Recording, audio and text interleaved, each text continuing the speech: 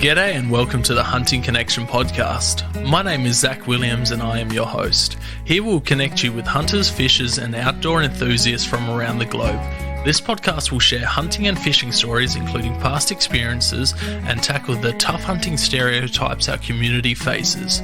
We hope to be a positive influence to those outside the community while also having a laugh along the way. Hope you enjoy the podcast.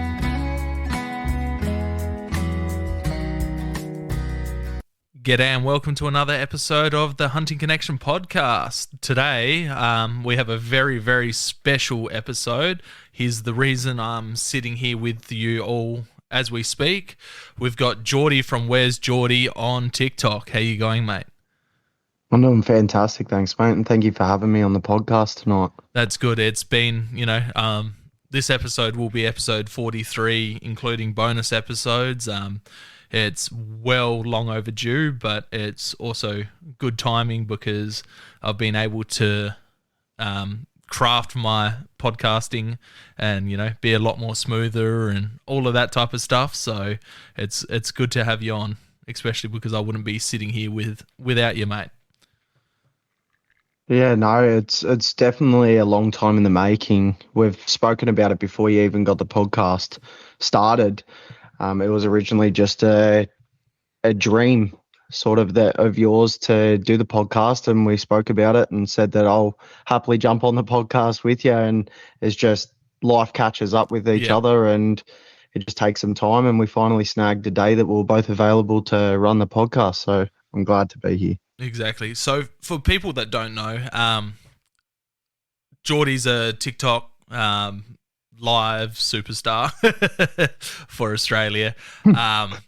But he, we're on live one day chatting and, talking about this type of stuff. And he goes, just chuck your PayPal up on your TikTok, see what's going on. And, from there, he's done a video asking all of his followers to chip in, a couple bucks here and there. And within 24 hours, we had enough funds for me to get the recording gear and, really, really pushed me over the edge to get the podcast going. And, we're here today because of it. Yeah, it was pretty amazing that my supporters did that day. I take no credit for it. It was all of my supporters. But I'm so appreciative of the fact that my followers enables me to be able to make people's dreams a reality, and to be able to do this. I knew how much you wanted to do it over the years, and we finally got it done, and which was pretty awesome. Oh, it was, insane. It was definitely a bunch of different emotions popped up as the notifications on the phone started popping through, and it really sent me over the edge to get it going, and it really, really helped out. So thank you. But that's for the people that are listening to the podcast that don't know you, and hopefully we get a few of your people from TikTok over here. So hello to all of them. Let's get to know you and who you are and where you're from and how you got to where you are today. Where are you from, Jordy? Yeah, so I was born and raised in a small country town in Victoria called Maui. I've always been around here. I have, sort of moved interstate and then come back, and, somehow it always has this hold on me that I always come back home. It gets a bad rap in the news and stuff like that in the town, but it's home to me, and, it's in the area that I'm able to be able to do all my passions in life, like my hunting and fishing, exploring the mountains, because it's only 15 minutes away from home. So, which gives me a lot of time to be able to get out there and get in the outdoors. So, I grew up around Maui. I was raised around Maui. Awesome. And all my family's in Maui as well. So, yeah. That's sweet. It's definitely a beautiful part of the country, passing through that area to get out to South Gippsland at the start of the year to go chase hog deer on Snake Island.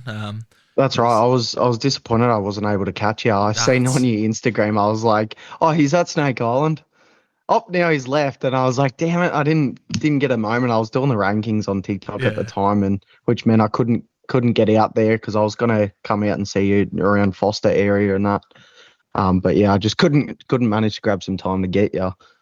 Yeah, well, one of your good mates sent us into a good spot to camp, and yeah, Steve hooked us up in an awesome like spot to camp and see a bunch of fallows. So that was great, and yeah, unfortunately we didn't get to catch up with him either. We were on the island for just over 48 hours and got done what I wanted to do, and yeah, There's some awesome fallow out where he sent you, isn't there? yeah, oh, beautiful, beautiful. Heaps of different colors. Like we woke up in the morning and he's just like, oh, look this direction, look that direction, because I think we got in at about 1 a.m. and he's like, oh, camp here, and then as soon as you get up, first spot in the morning, just look out there, and yeah, there's heaps of different skins. Seen some pure white ones, some real nice black ones, no bucks or anything, but yeah, it was awesome. The guy that I was camping with, he hasn't seen that many deer in one area, so he was blown away to see that. But yeah, Yeah, beautiful. it's pretty amazing. And yeah, not only that, when you camp there, I don't know exactly which spot it was, but there's a spot where we do camp on a regular basis in that area. And when you wake up in the morning, you see fallow deer everywhere, all over the mountain top. And then out the back of that, you're seeing the ocean. Yeah, yeah, So it's pretty that's amazing. that's the exact spot. You can see Wilson's prom out the back there, and oh, it's just Yeah. just beautiful. So what do you do for work? We kind of mentioned what you do at the start, but what do you actually do, and how did you get there?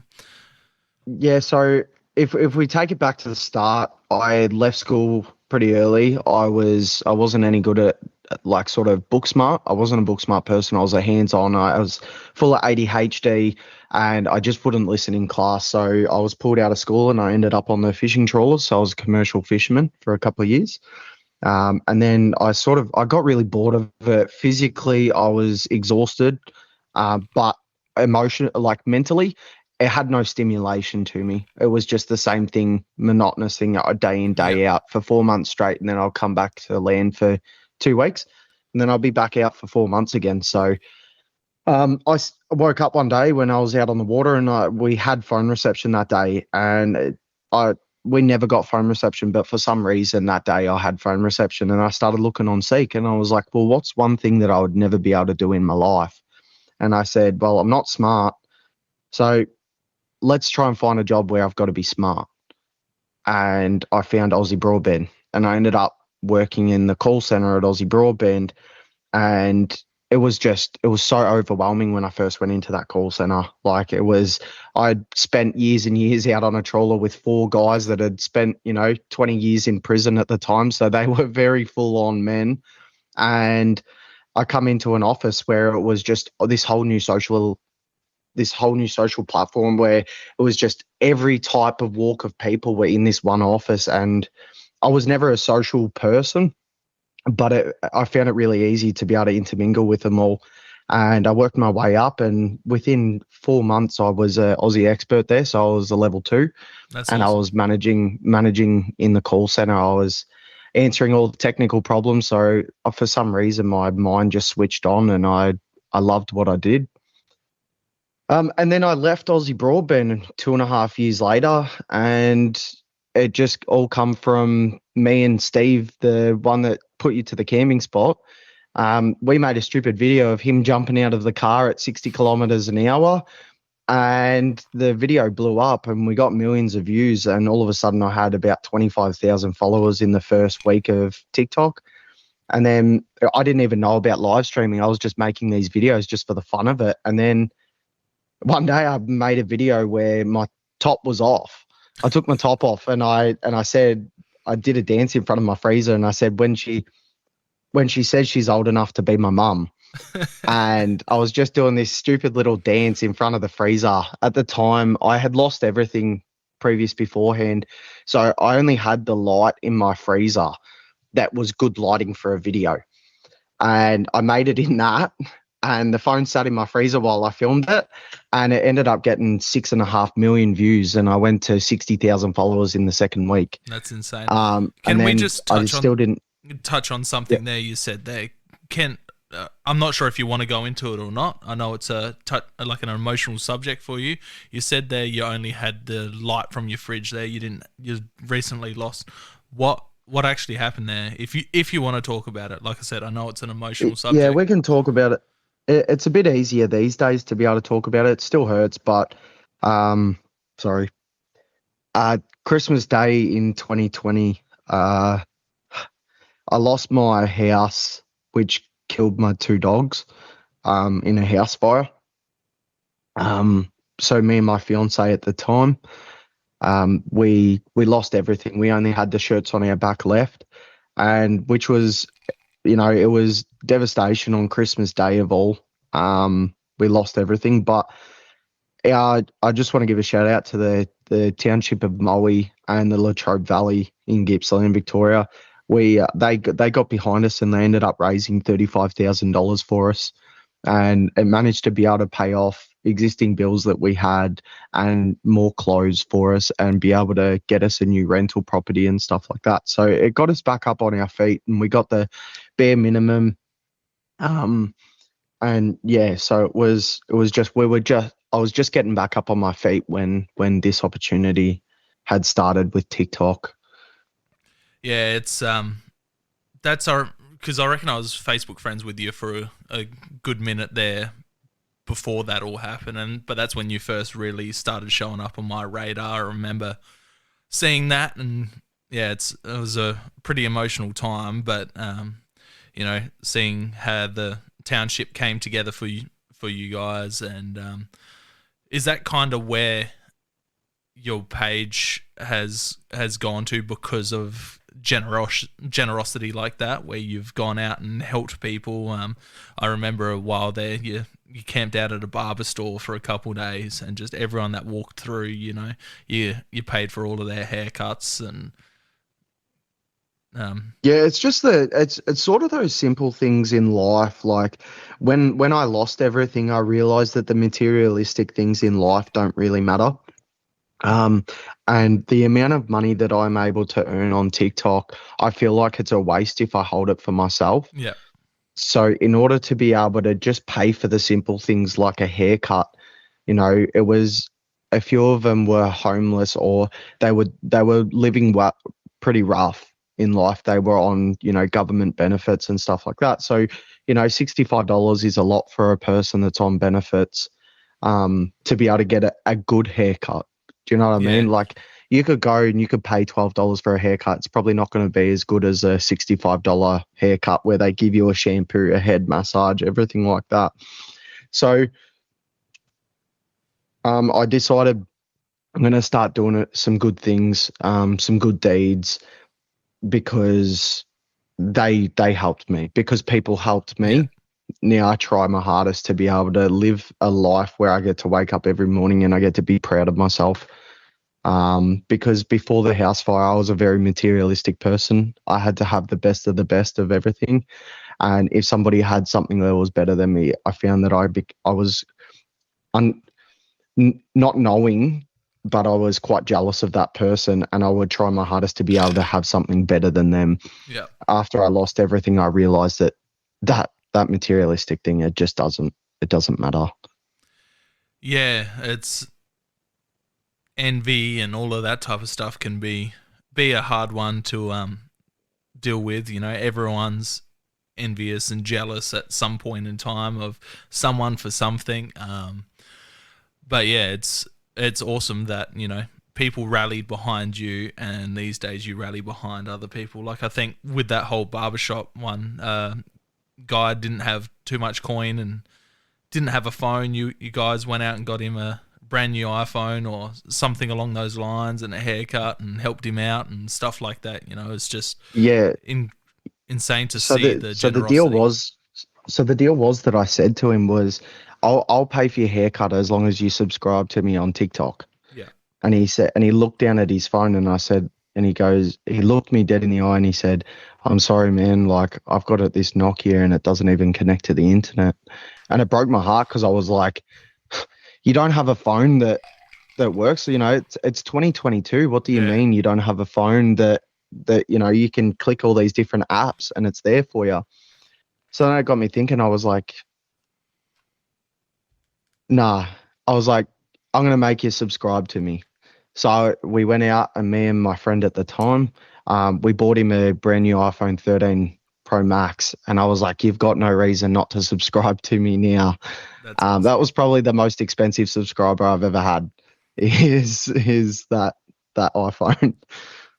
Yeah, nah, just crazy stuff like that. That's one thing about the TikTok community. Like you see a lot of generosity like that. There's another bloke that from Adelaide. He's actually one of my mate's brothers, and he does very, very similar stuff. You know, there was a homeless bloke that he was helping out in Adelaide for a while, and done a bunch of stuff for him, and raised a bunch of money to help him out and get him off the streets, and all of Yeah, that stuff. Help with mental health stuff, and he's gone all around the world helping people. The latest videos, he was in Bali, and asking for people to give him a hand doing something, and they'd go help him, give him their last bit of money, and then he would buy him a new scooter, or give him 3-4 months worth of money that that it would take them 3-4 months to earn.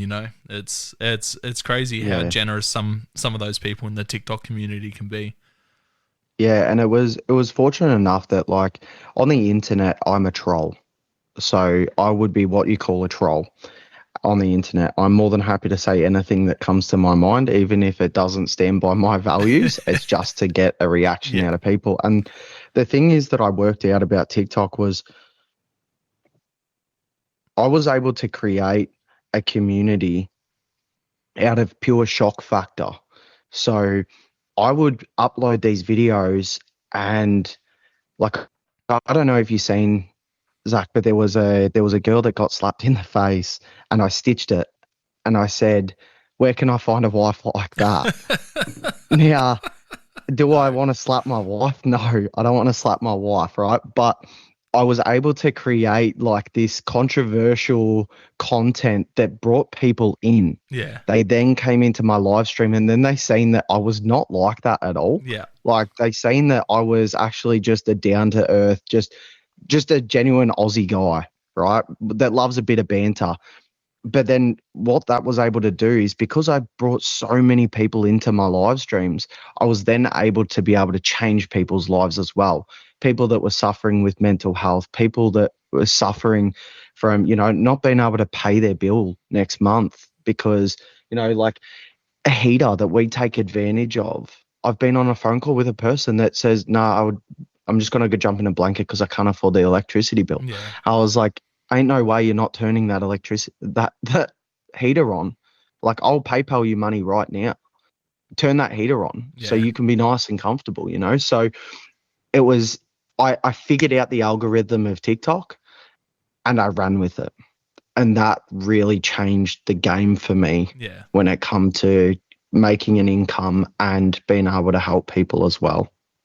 So, people see this TikTok influencer type stuff as, being somewhat easy to do. Give a quick rundown of how much work you actually do, because I know for a fact that, you know, to do what you do, you work pretty damn hard. You spend god awful time, different hours on there, doing different type of stuff. It is a full Yeah, time job for so you. so a typical week for me. So I work every second week now. I've managed to be able to build my platform to get to that point, but it definitely didn't start like that. When the TikTok first kicked off, made $75 in the first 3 months. I quit my job because I seen it going somewhere. And so I quit my job.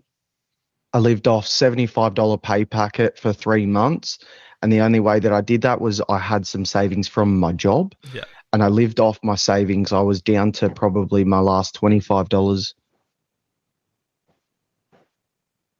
Somebody's decided to start letting off fireworks outside my house. So Nah, all good, man. sorry for that, if that comes through the mic. I've never had fireworks out the front of my house before. So for it to finally come through today, it was just bad luck. Um, so yeah, so I had about $25 left in my account when a person called, I'm going to say their name because I appreciate them a lot for everything that they've done, but a person called Libby. Um, she is a God savior. She is my savior when it comes to this. She came into my life, and back then there was this gift called a gold mine, which was nothing today to get, but back then that was the biggest gift you could get. And she just started dropping these gold mines, which cost 1,000 coins. So it's about $30 for every gold mine. So she was just dropping these gold mines, and all of a sudden, when I looked in my TikTok balance, I had $600 in my account, and that's with TikTok taking 70% away as well. So I only make 30% of everything that people send me. Um, but I seen where it was going, and I'm unfortunate enough, I got in there before a lot of the other people did, before there was this TikTok rankings. And when I got in there, like I said, the gold mine was the biggest gift. It makes you $10 for a gold mine you get. And on this day, or a few months leading up, like sort of working through all the tough time of, not being able to afford those basic things in life, and really trying to sacrifice a lot and sacrificing the social life to be able to build this platform. I dealt with a lot of people saying, you're crazy. Why would you ever quit your job? You got good pay, you've got holidays, you've got sick days, you've got annual leave, you've got everything like that. Why would you leave Yeah. to go do this? You're getting paid super as well.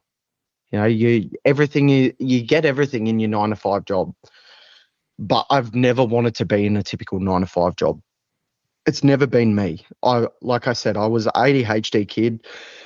My dream when I was 12 years old was that I was going to be a famous YouTuber. That was what my dream was.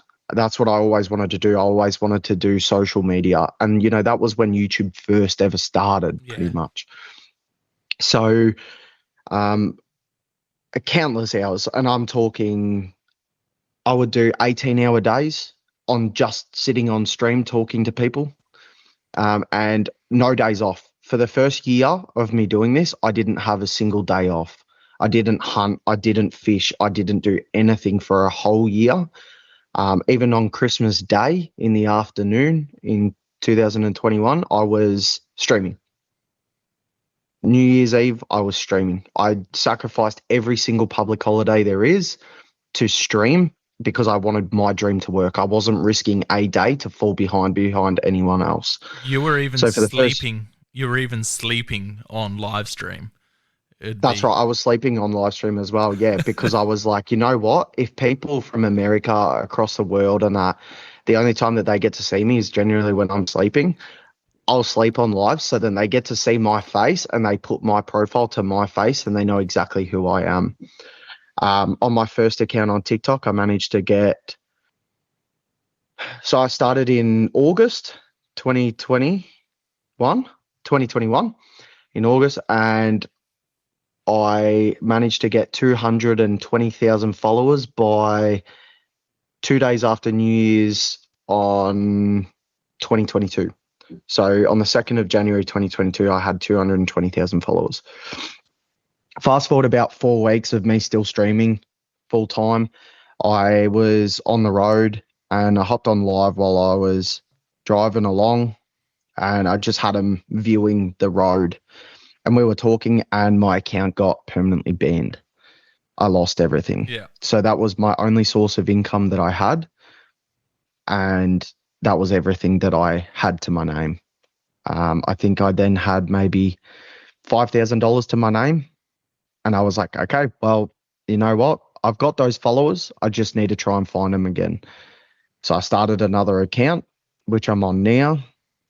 This account now has I think 105,000 followers or something on this account, and that's been over the past year of me having this account.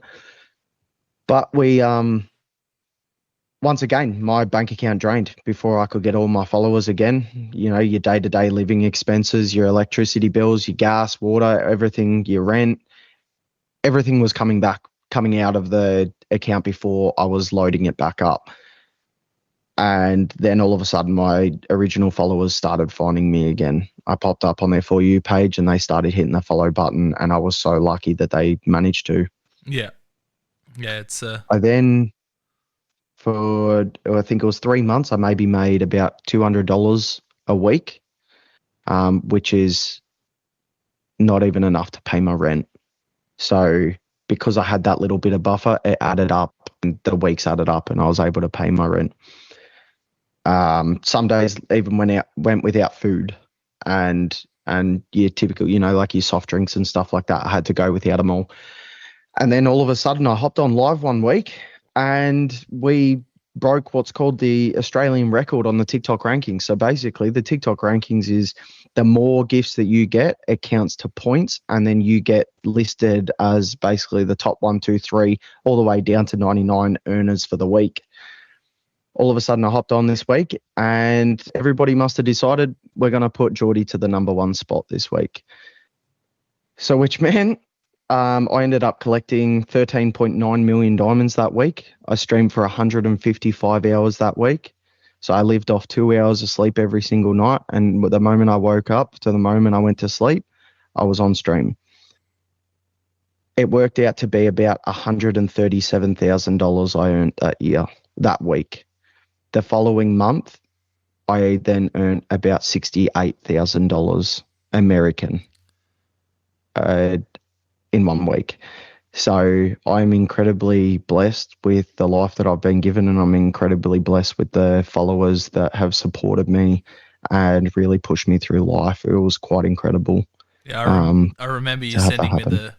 the screenshot, and because it comes out as US dollars, and I'm like, what the fuck? Like, you're pulling my leg, and you're like, nah, man, that's yeah, it's yeah, incredibly insane, but you've worked incredibly hard and you've been very determined to get to where you are. And it's just incredible to watch how that, your determination got you there. You're like, this is where I want to be. I'm going to struggle to get there, but you got there in the end. And your community that's behind you is amazing. There's so many nice people, and just amazing people. Incredibly blessed with them. Incredibly Definitely, blessed. definitely. So let's jump away from that side of things for now. How did you get into hunting and fishing? Where did that come about? So it actually didn't happen until later on. So I was, what was I? Well, fishing. So let's start with fishing. So fishing, I've been fishing since the age of 2. My father was a hardcore fisherman, fly fisherman, game fisherman, and then local bass for your snapper, gummy, whiting, and all of that as well. He lived up in Marimbula. He moved up to Marimbula, and then we were catching tuna and big trevally and diamond trevally and that off the rocks and stuff. So from a very young age, my passion for fishing was cemented. There was nothing like it. I absolutely loved my fishing. Hunting was actually a sort of like a off stem from my fishing. Was when the fishing season happened, and being ADHD, I always have to be doing something. And I have to be doing something that calms me. Otherwise, I get really manic. Yeah. And I start making rational decisions and stupid decisions in life. So I needed something else that was going to be equally gratifying as what fishing and rewarding as what fishing is for me. When the fishing went slow during the winter months and that for snapper and gummy shark and stuff in here in Melbourne, I said to myself, well, I don't really mind the mountains, but sort of, what if predators are going to get me? And then I actually started studying, and I was like, Australia has no real Nah. predators that are going to hurt me. The only thing I really need to worry about is snakes. And probably, if not, drowning in a river is probably the worst that can happen to me, which that very much so is a thing when you're carrying a 30-kilo pack. Drowning in a river definitely is a scary thing to try and cross a river. And some of those But slides on the hills too can be devastating as well. That'd be yeah, the next thing. 100%. There's definitely people that have lost their lives out there in the bush doing what they love. But, and then I thought to myself, well, you know what? If if that was going to happen, and this is like my ADHD mind, I'm like, you know what? If something like that was to happen, I'm doing what I love. I've accepted the fact if something happens to me out on the water, something's happening, right? I can't change that. I can't fix that. So I was like, why not try hunting? And then I was like I said, being ADHD, making a few rational decisions in life when I was 17, 18, I ended up with an assault charge on my record. So I was like, well, I can't hunt because I can't get my rifle license. Yeah. So I was like, what can I do? And I looked at crossbows. And then I realized that they're a prohibited weapon as well. And I need to get a license to be able to use a crossbow. And I was like, well, I don't know where an archery club is. Turns out there's actually one of the biggest archery clubs in Australia, 15 minutes down the road from me. But the Buller Valley Bowmen and the Twin City Archers. So I said to myself, well, if I have to get a license to get a crossbow, it says that I have to be a part of an archery club.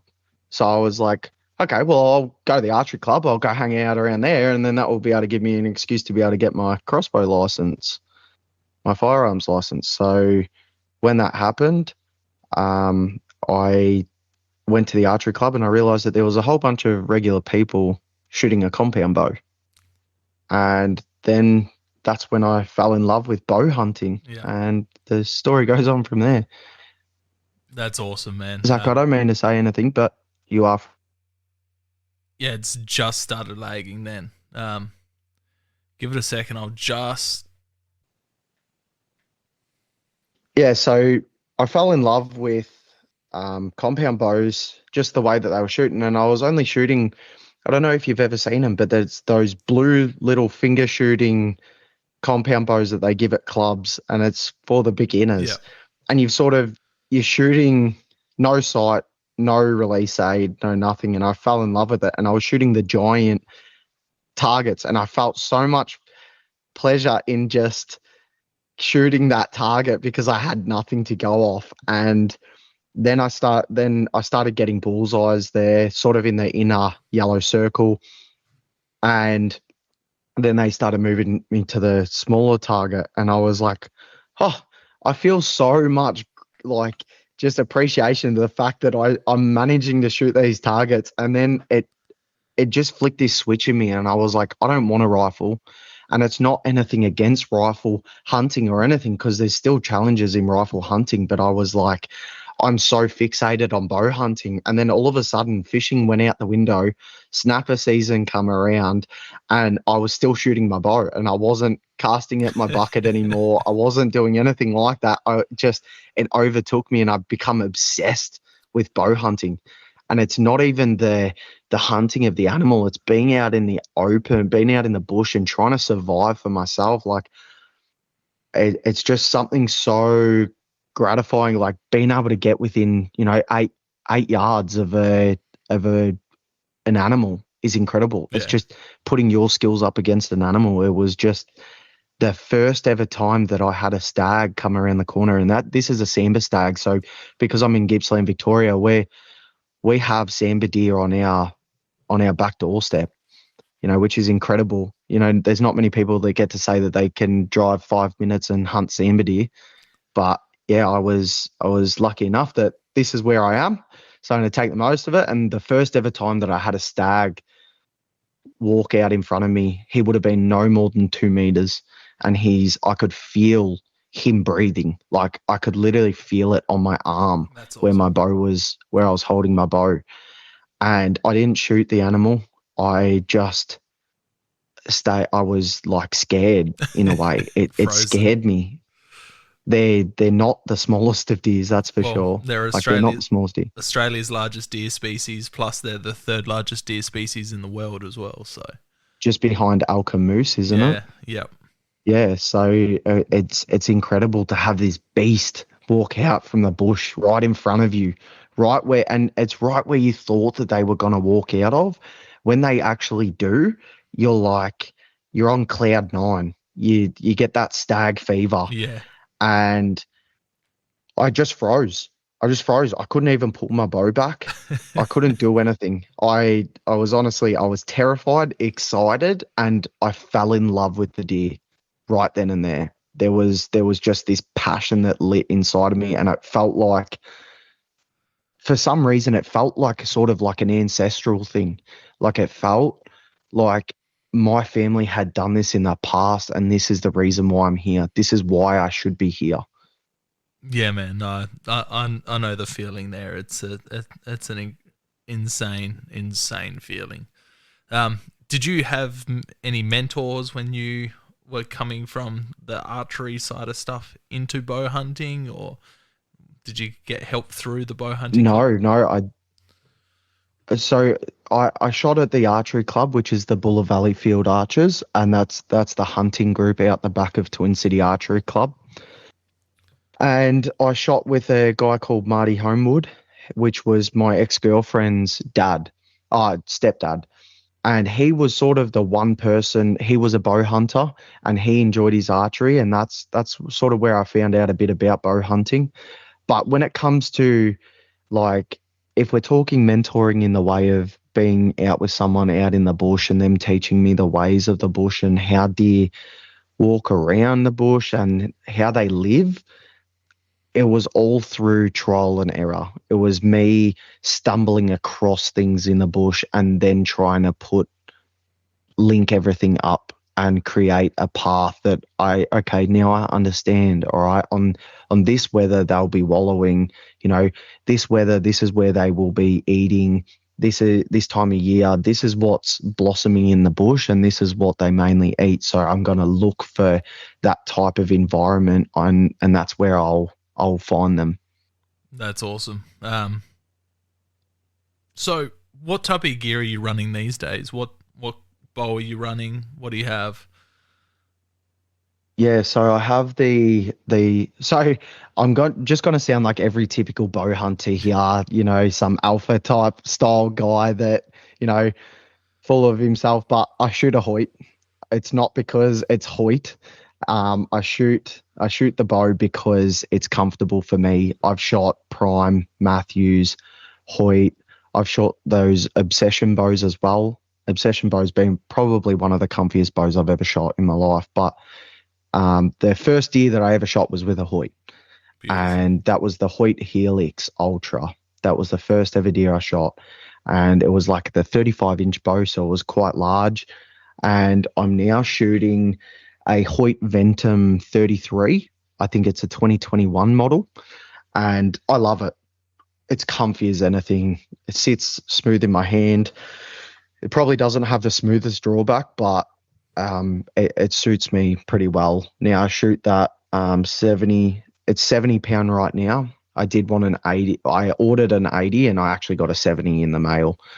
So I was just like, you know what? I can take anything down with a 70. I don't really need the 80. I'm probably just going to stress my shoulders out at that point in time. I wasn't going to the gym or anything, so I probably wasn't fit enough to shoot an 80-pound bow. I'm not some Cameron Haynes or anything like that.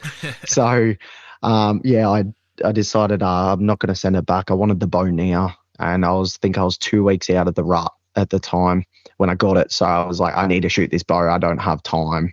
I've already sold my PSE. No, not PSE. It was my Prime at the time. I sold it to Steve for like $500. Yeah, sweet. And I was like, I just need the $500 to be able to buy this Hoyt Ventum. So, yeah. Yeah, no, that's awesome. What arrows, broadheads, what are you running? Arrows, I shoot Easterns. I shoot the Eastern Axis in the match grade. And then for the broadheads, I just recently mixed it up. I'm now shooting Oscuts. Oscuts. So I was shooting the Cayugas, and then I went across to the Outback broadheads. I shot the Outback broadheads for a good year, and I really, really liked them. I was shooting with 200 grains up front and a 30 grain sleeve. So I really, really shot with a large FOC. But then I moved to the Oscuts just because they were nice and small. They weren't as chunky. They weren't as big. And I just wanted something a bit smaller that didn't really crush bone as it went through.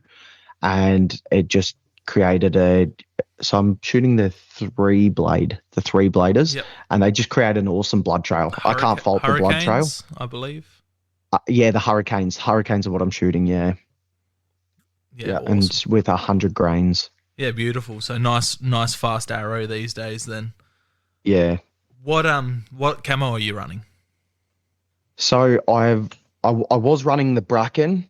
Now won't give too many brands a shout out or anything, but I wore Bracken because they actually supported me from my house fire. They actually kitted me up with a whole new gear when I lost it all.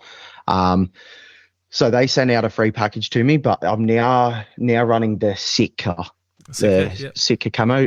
The pure fact for that was there was a larger range of wet weather and Yeah. summer gear, Yep.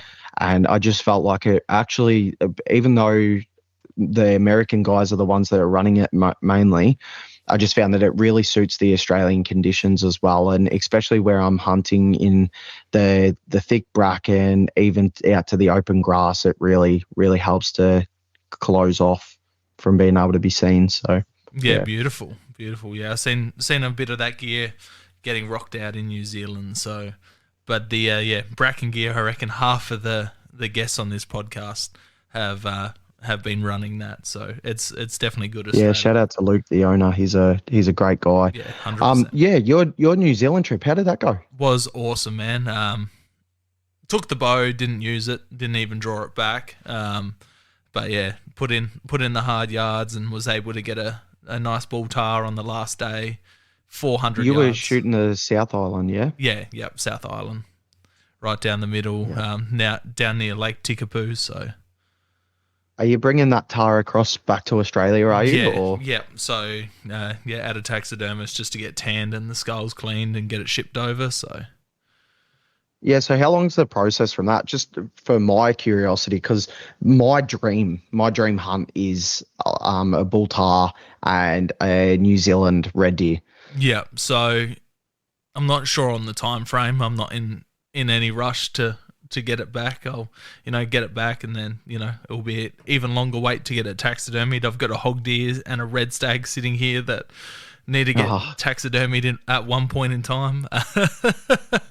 But that yeah, sounds like such hard problems for you, doesn't it? Having three amazing animals on the ground to get yeah, I know. taxidermied. It's definitely a tough problem to have. But yeah, I guess it varies. This guy takes care of all the CITES permits and stuff that you need to get them into the country, so you don't have to dick around doing that. But if you were to just bring the skull back cleaned, you can boil it and clean it and make sure it's got nothing on it. And if I don't think you need the CITES permit to get the skull and the horns across, but it definitely helps. If anything gets rejected, then it gets destroyed. Where you get it done through a taxidermist, and they get all the permits done, they get it nice and clean, they deal with it daily, sending it to Australia, America, everywhere, all around the world. So it just depends who you go through. But yeah, you can boil it out and bring the skull home with you if you wanted to. Yeah, so tick that on my notebook. Let the professionals do the professional work and Yep. leave the amateurs to just appreciate it when it gets home. Oh, that's the best way to do it. But yeah, New Zealand taxidermy prices are almost double, if not triple, what Australians are. So it pays to get it. I think you can even bring a green hide back, from my understanding. It just needs to be frozen and pretty clean to get it over, but you can get it all back if you wanted to as luggage. But then you got to deal with customs and that when you come in more so. But yeah, if it gets all tanned and then sent to your taxidermist over here, it's far easier. Yeah. So I run the Sitka gear, and I have a bag. I can't remember it's Stone Yeah. Glacier pack, that I run, and I now currently don't hunt with boots. I used to hunt with boots when I first started. I was very much, I'm not going to walk in the bush without boots. But now I just found, because I'm a bow hunter, it makes a lot more sense for me to just hunt in socks. Yeah. And I wear about four pairs of Explorers. throughout the bush. So I'm constantly going through new explorers, which I'm lucky that I'm making money off TikTok because that's a large bill for Yeah, explorers all the time. definitely is. You need them to start sponsoring the old TikTok channel. Yeah, explorers, if you're listening to this, come and hit me up. Oh, they're definitely listening. So, what are you running in a pack for when you're going out? Are you going out for a day, a morning, an afternoon, overnight? What's your main go to, and Yeah, then what are you so running? so if it's just a day hunt, I just take the pack off, and I've got the meat shelf there, and I just store everything on the pack. Um, I got it. I got it for like my week long 14-day hunts out in the alpine country of Victoria for Samba. But so I've got the 7,200 liter, I think, and it's the bow hunting pack as well. So it actually has the straps for your bow on the back of it. You can also split it apart. You can put the bow in the meat shelf, but I figured I want it pretty close to. If I do spot any close sign, then I can pull it straight off. Yeah, so I just have the meat shelf for a day hunt or a 2-day hunt, and I can store all of my freeze dried food and stuff like that too on the meat shelf. If it's any like 3 to 5 to 7 days, I immediately put the pack on and make sure that I have that reservoir for water as well, because water being that main thing that I carry a lot of. Yeah, Some of the places that I do go, like where Steve had showed you, there's no real water around there. It's only the outside farms away from the bushland that have water, and that obviously if it's in case of an emergency, sure, I'm sure a farmer wouldn't care if I'm getting water out of the dam, but obviously I'm going to give a knock on the door first if I'm going to do that. But yeah, exactly. there is no water close by. So for that, mainly it's packing that 10 litres of water for each day to make sure that I'm drinking enough, my 2 to 3 litres of water. Other than that, I'm not a heavy carrier of a lot of items. There's a lot of tinder in the bush that I can create a campfire myself. So I might pack half a pack of the fire lighter and a lighter, and then maybe one lighter on me that I'm generally checking the weather Yep. with as well, the wind. Um, Other than that, it's mainly just the water, a spare pair of clothes just in case if I get drenched and I can hang up my clothes in the bush. And yeah, other than that, I don't really take much besides my knife, my trusty knife. I was waiting for this one. Yeah, so it's a funny story about this. I'm not going to say the shop because they'll probably never let me in the shop ever again. But there was a new guy on the front desk at the time, and I seen these Benchmade knives on the shelf in the glass cabinet, and I was like, oh, I've always heard about the Benchmade knives over in America. So I was like, oh, I really want to get one. And I said to him, oh, how much are you selling them for? And he goes, there's got no sticker on them. I don't know. Well, let me go out the back and check. And he comes back and he goes, oh, $35. And I said, yeah, okay, yeah, no worries. I'll take 4. Thanks. So I bought 4. It's about $1,200 worth of knives that I got for a couple of $100. Well, Jesus about Christ. 120, $130. I got about $1,000 worth of knife. That's insane, Yeah, man. That's insane. What about yeah. tent? You running any tent in particular when you're out, or are you heading back to the car every day type thing? Or Yeah, so I have one of those. I can't remember the brand, but I think it's the MCR. okay, yep, I yep. think that's what they are. MSR. So I run one of those. Yeah, MSR. That's the right. That's the brand. It's one of those red and white Yeah, tents. yeah, They are just so practical. They're so light. They're so easy to put up, especially when it's extremely windy. I sat out there one day, and it was out towards that spot that Steve had taken us, and we were out there for, I think it was 10 days we were out there, and it was in the peak of the rut, and it was absolutely hammering down with rain. I'm talking about 7 hours of daylight every day. It was just absolutely bucketing down, and I didn't get a single drop of water on me, and there that's was awesome. no condensation in it either.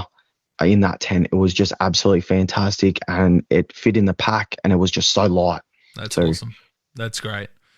What about top beginner tip for getting into hunting? What would be, from what you learnt going to the archery club and all of that, what would be your top beginning tip for someone getting into it? Slow down and use your binos. That's my main thing is so I watched this video about the 8 steps in the bush. The deer move at 8 steps at a time. So start imitating how they walk and then you become less detected. Obviously keep the wind in your face, but 100% use those binos because especially if you're hunting sambar deer, one of the hardest animals I believe to hunt. Fallow deer, I feel like sometimes you can walk up to them and chuck a rock at them and then they realize that you're there. But sambar deer, they are the ultimate survivor. The ultimate survivor. I've seen sambar deer get down to the ground and crawl on the ground. I've watched them do it in front of me, and then all of a sudden they disappear. So use those binos and look for anything that does not look ordinary in that bush. That's, yeah. I've actually heard the Samba do you do that before. I can't remember where I've heard it from, but I've heard it. Speaking of binos, what are you running there? What I did have a pair of Swarovskis, and I dropped them one day, and because I dropped them, the glass broke in it. The crystal broke in it, and they were destroyed. And when I tried to return them, they wouldn't allow me to return them without a hefty fee of fixing them. So That's I rough. went to the Vortexes. I had the pair of Vortex Diamondbacks, and I ran them for a while. And now I've got the Vortex Viper HDs in Beautiful. the 8x24 and the 10x50s. Beautiful. That's probably the most used glass from the podcast guests, I reckon, is the old Vortex. They seem to go well. Um, Top five beginner items for a beginner. A target. If you're bow hunting, definitely. I can't speak when it comes to rifle hunting because I've never done it. But bow hunting, a target, you're gonna need a target because you need to put so many hours on that target before you ever enter that bush and try and take an animal's life. Um, Also, I would say you need binoculars, 100% binos. Get yourself a really good pair of binos. There's no point in buying second quality binos. Buy once and buy right because otherwise you're going to have fogging issues. You're going to have issues with not being able to detect whether it's a stick or whether it's actually an antler or whether it's an ear in the bush. You need as high definition binoculars as you possibly can afford at the time. Um, I would say a good pair of my idea is when you're first starting, you probably need a really good sturdy pair of boots um, for your ankles and a really good backpack, good backpack that you can carry for hours because that thing is going to be your best friend. You are carrying your home around that bush, so make sure and I would say an EPIRB Yeah, as well, an EPIRB or a GPS. yeah, 100%. That's some definitely good items. What have you forgotten on a hunting trip? I have forgotten. You would think that it still kills me to this day. Um, I went hunting up into New South Wales. I finally had the courage, and I was like, I'm going to go for one of the good quality fallow bucks that New South Wales has to offer. And I got out to the Blue Mountains, and I realised that I left my release aid back here in Gippsland. And I was shooting an 80-pound bow at the time. That was my Hoyt Helix. So then I was trying to finger shoot an 80-pound Hoyt Helix. That's insane. And it was ridiculous. Like I didn't end up taking a shot at an animal or anything like that because when I was shooting the target, I was probably shooting 20 feet below the target. So there was no point hunting. I just went out there and I took photos and I just looked through my binos and just watched the rut happen. That's hilarious, man. So, what's the most important item you take out hunting with you? I guess it would depend on what sort of class is important, but my idea of important is my binoculars because that allows me to be able to see everything that the naked eye can't. I hunted for quite a while without any binoculars because at the time I couldn't afford the binoculars. So I was hunting without binos, and I just noticed the moment that I got a good set of binos that I was just seeing so much more. I could see through scrub, and it just made it so much pleasurable to be able to hunt. Just your arm gets tired from looking through them all the time. Yes, yes, no, I definitely agree. That's one of the better things to have. And once you have a quality pair, it's yeah, there's nothing like it. um, Yeah, for sure. what's the most sketchy, dangerous thing that's happened to you on a hunt? I got swept down a rapids with my pack on with a 7,200 liter pack. I Jesus. got swept and I was struggling to breathe. Like I was struggling to get my head above water until I had managed to get on my back and float on the pack. Lucky there was I actually, it was lucky because at the time, I had a good spotting scope. So I left my inflatable pillow inflated at the time um, to protect the spotting scope. And lucky that was enough air as well as the pack to be able to actually float me. Yeah, wow. And when I managed to finally get some breath, some oxygen into me, I actually finally realized what was happening because my body sort of went into shock.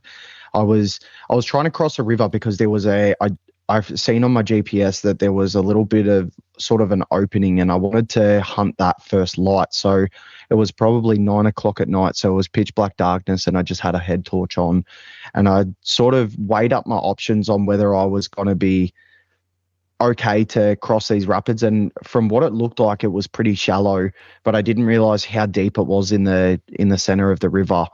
And this is why I highly advise anybody not to cross a river at night. And I know that that's probably generally an obvious thing to not do is cross a river at night. But when I needed to get somewhere and I knew that I wasn't going to be able to make up that time in the morning when I woke up, I was like, I need to be on that side before day breaks. So I didn't really have the option to cross the river without doing it at night. So I was on a 5 day hunt, and this was like the fourth day. This was the last morning. So I didn't have the option to go across, wait the whole next day, and then hunt the next morning. This was my last day on out in the bush, and it was on my way back to the car. I had about another day's walk. So I only had the opportunity to hunt that morning, and I needed to hit the hills and get back to the car to get back to work the next day. So I took a few steps and it was perfectly fine. And then all of a sudden the footing underneath me went loose and I slipped and I fell in the deep section, and it was sort of like a straight run. I was lucky enough that there was no rocks sort of through that rapids. It sort of had like a slipway where it just funneled me straight through.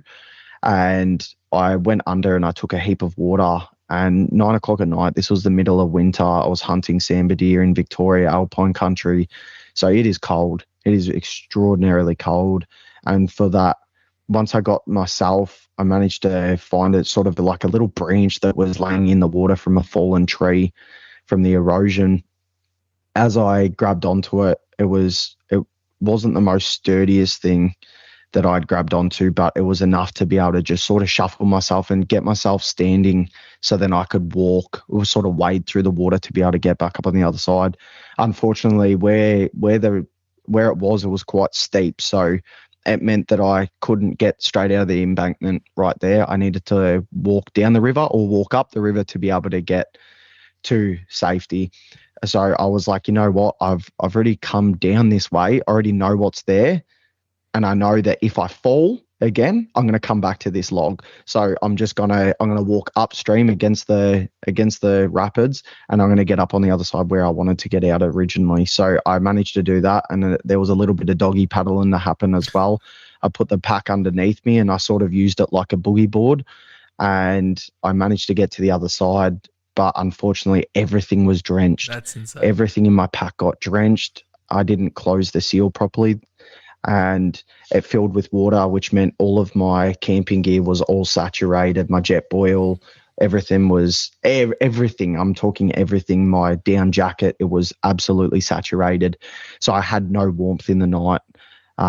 even my sleeping bag, everything like that was completely drenched. So I had to basically shiver myself and lay by a campfire the whole night during the middle of winter in Victoria. It was definitely a scary thing, but I still didn't pull the EPIRB yet because I was safe and I was alive.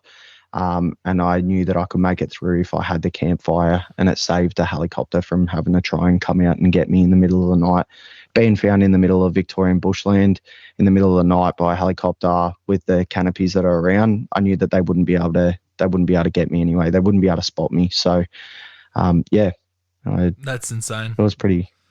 That would, yeah, definitely get the old heart beating. That's for sure. Yeah, just even crossing the glacier melts up in New Zealand, where we were crossing was, pretty safe, knee deep, but just the force and the current behind the water there. So I can definitely imagine what it would be like, midwinter and a deepish river. That's, yeah, you're lucky to be here with us. That's for sure. Yeah, 100%. So, what's the funniest thing that's happened to you out on a hunt? Surely it has to be something with old Steve. Steve is a character. Every single time that I go hunting with Steve, and he's my main hunting partner as well. If it's generally day hunts when we hunt together, and it turns out to end up being just us messing around in the bush, and we don't end up doing much hunting because he is a character. He's absolutely hilarious. And one moment he's climbing up a tree and I'm cutting it down on him, and like it's the funniest thing when we are out in the bush, and it's just that camaraderie and just absolute stupidness that we get up to out in the bush is just hilarious. One day we found an old ute bonnet, and it was just laying in the bush, and we seen a massive hill, and he was like, all right, well, you know what, let's make a TikTok. And he jumped on it, and it's this small one out the back of my hometown, but I'm talking like this hill is steep. Like you just don't understand how steep this hill is. And it's probably a good 300 meters long. Like it is massive. So he jumps on it and he grabs onto his phone and he's recording off his phone, and I'm recording from the bottom. And there was sort of this drop, and he slid down and he launched off the drop and come down, and he just went into this violent death roll on this on this car bonnet, and it still cooks me up to this day whenever I think about it, because he come out and he had scratches all up his face, across his arse, all down his arm, like down his ribs. Everything was just gored up from these underneath the like sort of pine. There was like pine litter on the ground. Yeah. Underneath all of that was just jagged rocks, and he just hit every jagged rock down the hill, and it was just the funniest thing I've ever experienced out there. Yeah, He's 100%. He's definitely a larrick, and I love getting snaps from him because you never know what it's gonna be and what he's getting up to. That's for sure. Yeah, yeah. He's just an absolute character. What about top 5 dream animals? No, like money's no issue. Where would you go? What would you chase? What's your top 5 dream animals?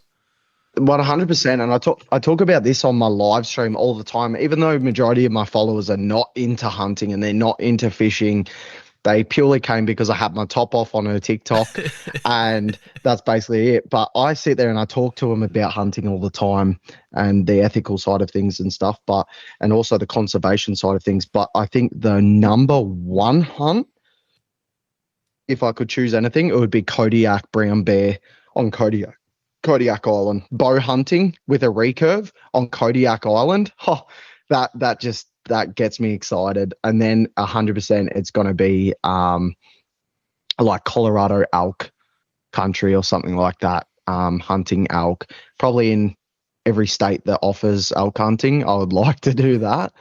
And then it would definitely be New Zealand red deer, tar and chamois hunt. Yep, beautiful. That's an epic list. Speaking of brown bear, have you watched Cameron Haynes' new We Once Were Wolves? I have, and I said to some of the people, because I sort of have that same mentality. And like I said earlier on in this podcast, I said, if I'm doing something that I love and I go out, I'm happy. Yeah, Like, I don't want totally. people to miss me if I go out by hunting or fishing or something like that. If something happens when I'm doing what I love the most, On a then TikTok that's live, okay. you know. Yeah, then that's okay. So Cameron Haynes has been one of the biggest influences for me, and he just summed it up perfectly when he said, it's my destiny. If I get taken out by this bear, it's my destiny. And now my destiny was interrupted by someone shooting that bear, Yeah, and you could see it, you could hear it in his voice. It's one of those things, like, you can fake as much as you want for a camera and stuff, but when you actually hear that voice and him actually relaying that, I was like, I I associate with that with so much. Like, I connect with what he just said. If that he was my destiny, then that's okay. Take me out. But like, that's what I say to all of my followers. Like, if you wanna know how I feel about hunting and fishing, go watch that new Cameron Haynes Once We Were Wolves, and that sums it perfectly. yeah, Jurgen, who I hunted with in New Zealand, he's a massive cinema photography nerd and loves all of that type of stuff. Does his own YouTube channel, hunting YouTube channel. But yeah, he's just like, oh, I don't. I'm like, you watched it. What did you think? He goes, oh, I thought it was really good, but I don't think you'll like it. It's a bit slow. Rah, rah, rah. I'm like, well, I don't know what you're talking about. I'm halfway through it and I'm fucking loving it so far. And he's like, oh, well, he's like, well, disregard what I've said then. And then yeah, it got I to think it's incredible. Like, I spoiler. think that if you're not a hunter or you're not a fisher or anything like that, you're not an outdoorsman, go and watch that movie that they've created, and I don't know how you wouldn't be able to fall in love with hunting. I don't Yeah, know how you wouldn't be able to fall in love with being in the outdoors, because they summed it perfectly in that pause movie. pause this episode if you're listening to right now and you haven't watched it. Go spend the hour, go watch it, and then come back and listen so we don't spoil it too much for you. So if we do spoil it, it's your own fault from this end out. But yeah, that bit where, he shoots the bear and they're off looking for it and it comes charging in, and the he goes to shoot. Oh, he shot it with a bow to put it out, but it was still coming, at 10 yards, and the guys just unloaded with a rifle into it and dropped it in its tracks. But you hear Cam in the background, like, faintly just swearing his head off. Fuck this, fuck that, fuck.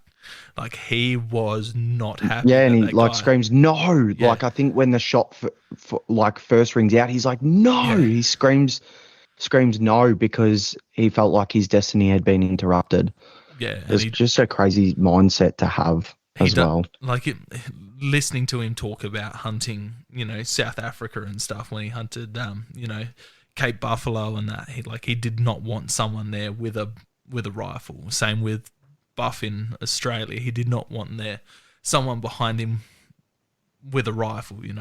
So I think he pulled it together in the end of that episode to talk about it, but he at the time he was not happy. Like, that's the nastiest, the angriest I've ever heard Cam Haynes speak, from someone that's so Yeah. positive and motivational. Like, you could tell he was just furious at that guide.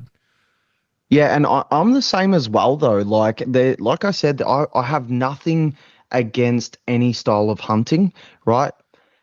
Because that's how what people enjoy the most, except for spotlighting, of course, but that's a different topic. But Hang on, my legal spotlighting is fine for shooting and illegal poaching, yeah, illegal there we poaching go. is what I can't stand. 100%. Thank you There we for go. correcting me on that one, because I'm sure that there would have been people pretty angry at me at that moment. But um, my thing is, except unless if it's illegal, I have no issue with any style of hunting because that's what you enjoy the most. My thing is, if I'm going to take a bow to the bush and I'm taking a bow to hunt with that, I don't want an alternative type of hunting to fix the issue that may occur. So when I Yeah. say issue, it may be just a bad shot placement or something. I want to follow up with the same style, like with a bow, right? because I'm shooting with a bow, I want to finish that animal with a bow. Why? Because I took that shot and now it's my job to finish that job as well from start to finish. And that's harvesting as well. Like if it's the animal that I've harvested from the bush, then I'm going to be the one that's cutting the skin and cutting all the meat off it and stuff, because on the spiritual level of side of things, I want to be the one that starts the process and finishes the process. Yeah, I definitely respect that for sure. When you're in a group setting, though, you all pitch into work and help together. New Zealand trip, Jurgen knew his way around a bull tar. It's something I hadn't, like, he caped it completely different to how I would have done it. Um, and then he explained why he did it that way. I'm like, okay, yep, I did not know that. So it was good to have that inside knowledge and that help from someone that knew the animals intimately. So that, having that Yeah, help. of course. Like if they know what they're doing, 100% guys, get as much advice as you can off the people that know the most about that, 100%. But I feel like as well, like if we're hunting our not native, sorry, I don't know why I said native. We don't hunt our native animals in Australia, but if we're hunting our animals in our area and stuff, and I feel like you should do your research about that animal as well before you go hunt it when it comes to like hunting our homeland of Australia. If it comes down to deer or buffalo and stuff like that, I feel like people should definitely do their research on the animal and, different cuts on that animal before it comes time to actually harvesting that animal, because then you already know sort of what you're doing in a theory lesson. You sort of know where the cuts are, you know how to cut the skin, you know how to Yeah.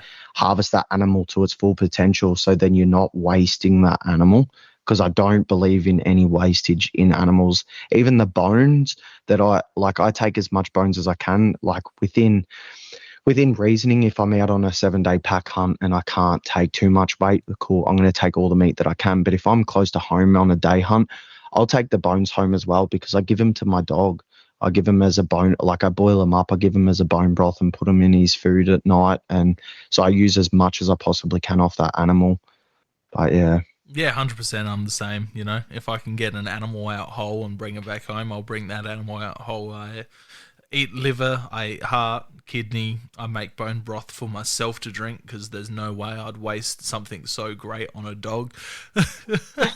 And I know how much you love Yeah. your dogs; they're your kids. So I'm just joking around there. But yeah, it's what it is. But in Australia, we're also in a different world. Same with New Zealand. Meat wastage is looked a bit differently because we are in a country where you're not required to take the meat. You can just shoot them and leave it. Our government shoots thousands of animals out of a time from a helicopter and just lets the meat rot. But that's a different story again. It has its benefits, it has its suckiness. As hunters, we're against it, but for conservation, it has its benefits in some areas.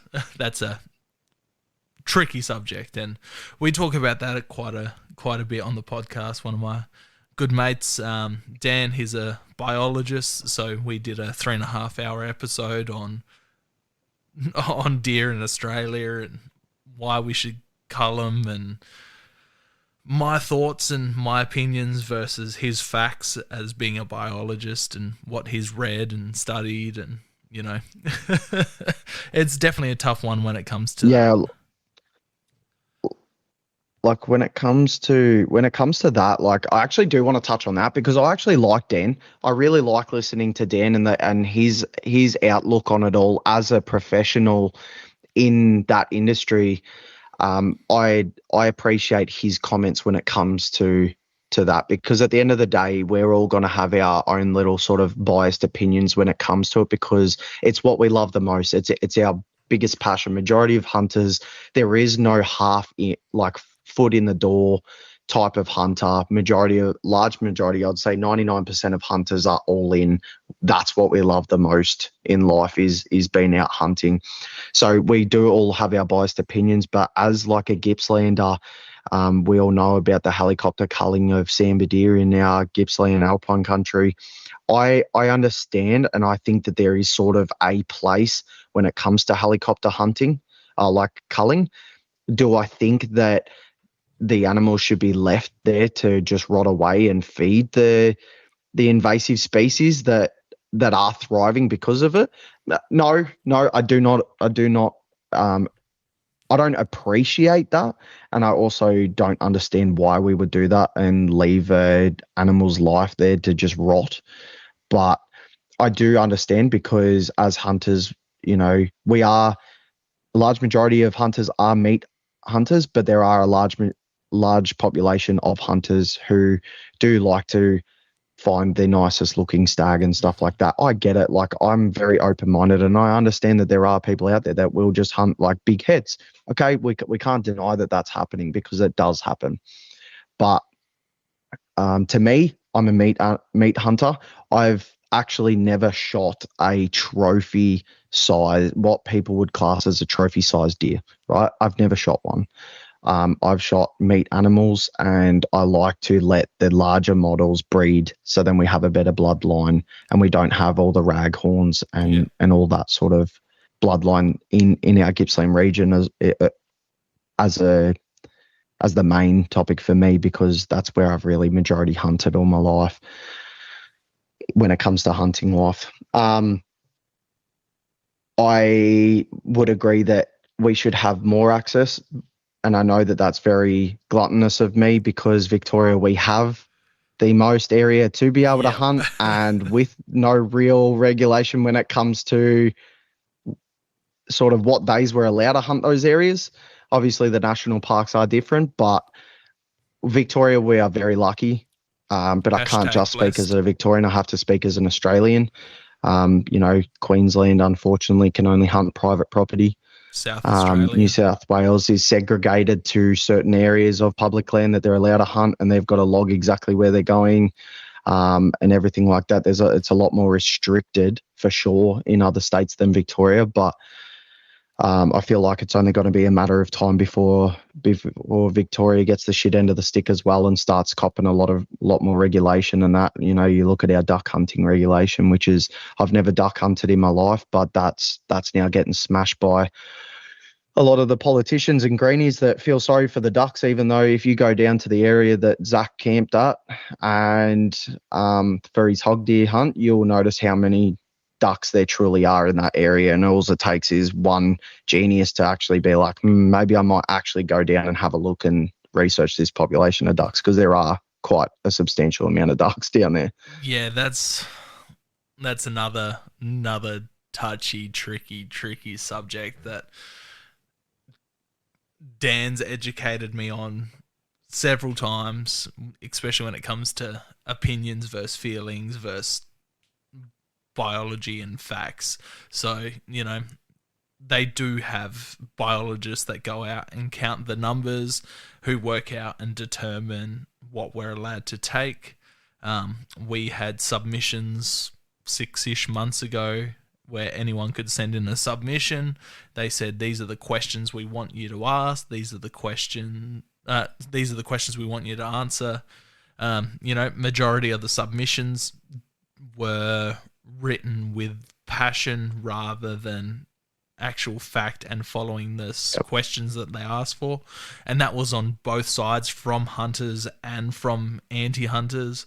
There was probably only 2, maybe 3 submissions that actually covered what they asked for, which is unfortunate because we as hunters, we feel like we're getting picked on, harassed, getting in the short end of the stick constantly. But, these decisions are made by biologists. They give their recommendations of what the seasons and limits should be.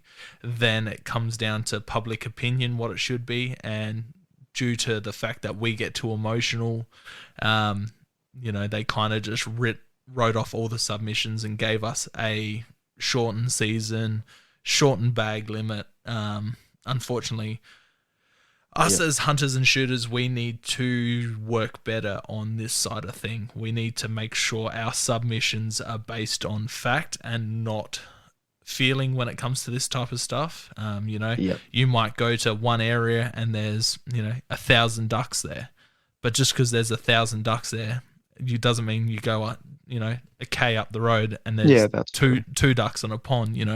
If Yeah. there's a beautiful analogy that I heard on the Woodside podcast by Ben O'Brien. If you're at a bus stop and you've been going there for 20 years and there's always been one or two people hopping on that bus with you, and then suddenly there's 20, 30 people at that bus stop with you, you're like, this, the public transport system's overcrowded, rah, rah, rah, this is shit. But you could Yeah. go to the next bus stop and there's still only two people down there.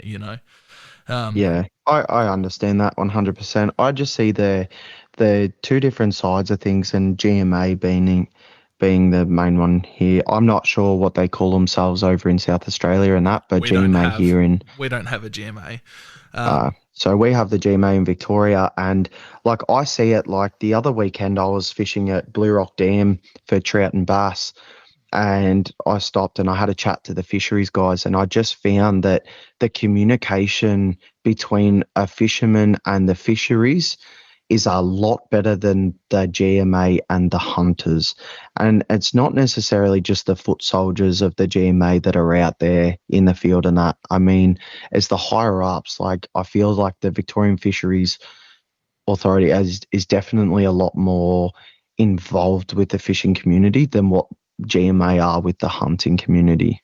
See, I beg to differ there. As an outsider who's hunted Victoria, using Snake Island as an example, right? So it's volunteer run. GMA make sure that we're following the rules. They'll send someone out there for the briefing on the Sunday, early morning Sunday. They do their best for us to get out there. We also, to hunt Snake Island, we need to do a bunch of permits because it's a national park. So GMA get in contact with the National Park Services.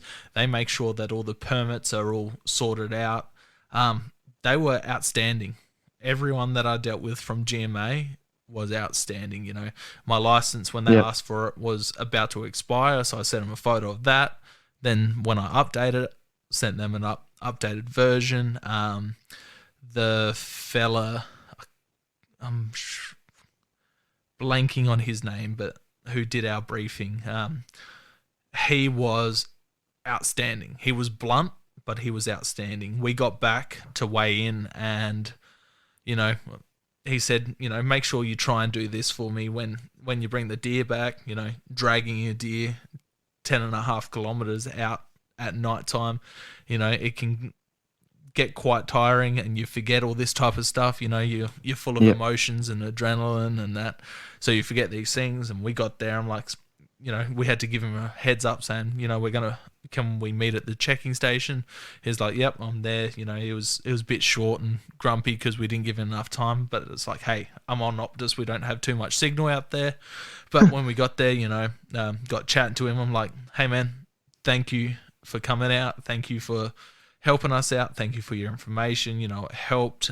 Yep. And just thanked him, and his attitude changed instantly. So being them, Yeah. they're going out there dealing with hunters constantly who are like, why the fuck are you checking my license? Why the fuck are you picking on hunters? Why are you doing this? So they're coming into it like hunters with the public. Hunters with the public are constantly under attack, so we've got our defenses up straight away. Probably same thing with the Yeah. GMA guys. They're going into situations where people are carrying firearms around and they're constantly getting attacked. Why aren't you doing enough for us? So they've got their shackles up Yeah. too. But as soon as you Yeah, start I get that. showing appreciation for what these guys actually do, and I've only had very limited, experience with GMA guys, but from my understanding, all of them have come from a hunting background. This guy came from Romania and came over to Australia and started hunting on hound crews, chasing sambar. So he's got a vast knowledge of the area in Gippsland. and all of that type of stuff. I'm hoping to get him on. I've got his number, and he's just waiting for Yeah. approval from his higher up, so we can chat about all of this type of stuff. The common Yeah, misunderstandings it'd be that. great to get his opinion on it for sure. Oh, 100%. It's very it's a hard one because you see on social media people blaming GMA for what's going on, but they are doing the best that they can. They have to make sure that we're following rules, because if we're not following rules, then other organizations are going to speak out. Parks are going to speak out. Yeah. It's their job writing on the line. Yeah, If like hunting stops, they're not doing their job anymore. And these guys and girls from GMA, they love hunting. They've managed to turn their yeah. passion of hunting into a job. So they're not out there to Yeah, like attack us for no reason. when it comes to the comment section on GMA, I don't even read the comments when it comes to the Facebook pages and that, because I just think like the way that some people carry on in those Facebook comments is it does not give us a good look. We look like a bunch of barbarians, not getting our steak for the night, like Yeah. it's the way that we carry ourselves in the public eye needs to be so immaculate in that aspect of things, because if you carry on like an absolute Yahoo in the public eye, that's how they look at us. It's they have this typical thing where we all gun ho and we just shoot anything that moves and stuff like that. When we're not, so many hunters are just standard average guys working in an office as well. Like they're doing their 9 to 5, and their passion is being out in the outdoors. And if if they harvest an animal, then that's a bonus. But the 99.9% of us, we're not gun ho. I've never touched, I've never shot an animal with a gun or anything like that. I've chosen a bow because that's what my passion is. But it's like to reason with someone, you can't use aggression. And that's all that I see is you need to be able to level-headedly talk to somebody on the same playing field. It's like when you meet two dogs together, you don't take them into the same backyard. You don't take it to the home of the dog's backyard, because then they're already on the attack. They're already on the defense. They're ready to defend their home, right? But if you meet them out at a dog park, then you find that they get along a lot easier, right? Yeah. And humans are the same thing. The moment that we find that something is being attacked that we love, we're immediately on the defense. But you need to, rather than being on the defense, let them attack for a moment and then try and just reason with them. Let them settle down. Let them gain their composure, and then try and seek to their better nature and give them the actual understanding on why we've all fallen in love with hunting. Because at the end of the day, if we don't act in the way that we should be, we're going to lose our passion. Because fishing is not under attack anywhere near as much as what hunting is. Fishing's under attack. Don't get me wrong. They're trying to constantly close areas for marine parks and that, but hunting, it's a lot more in your it's a lot more in your face to a person that doesn't hunt than what it is to fish. Like they see, and it doesn't help with Disney has created all of these movies with these animals that make them sound like they're an animal, like that they're a human with feelings. Do you know what I mean? Like it's not that case. I don't know if the people that haven't hunted, I don't know if you've seen animals how they die in nature, but It's us not hunting nice. is a lot more ethical than any way that these deer and that are dying in nature. Because these deer they grind their teeth until they have to starve to death. They're dying in the winter. They're from hypothermia or whatever it is that the animals die of. Like it's not a nice world. The animals that kill each other, like they're a lot more savage than what we ever are, because we've got that conscious that we feel sorry for the animal. And there's been many times where I've taken a deer's life and I've cried. Like I'm a fully grown man and I'm gonna cry. Why? Because it's a passionate thing to go through, and it's a spiritual thing to go through. Like that animal has just provided you with another winter's worth of food. Sure, we can go down to the supermarket and we can buy steaks and we can buy our T-bones and like a rack of lambs and stuff, but what gratification do you like? What sort of like spiritual? I've never met somebody that's gone to the supermarket, sat there, and really taken it in that that was an animal that's life has been taken. Where the hunters, they connect with that animal. You write down on a cryovac bit of meat. On this day, say 12th of the 6th, 2023, I took this animal. You know, and we know exactly what day it is. And the moment that we eat it, we can put it straight back to that animal exactly in that whole hunting session that we had.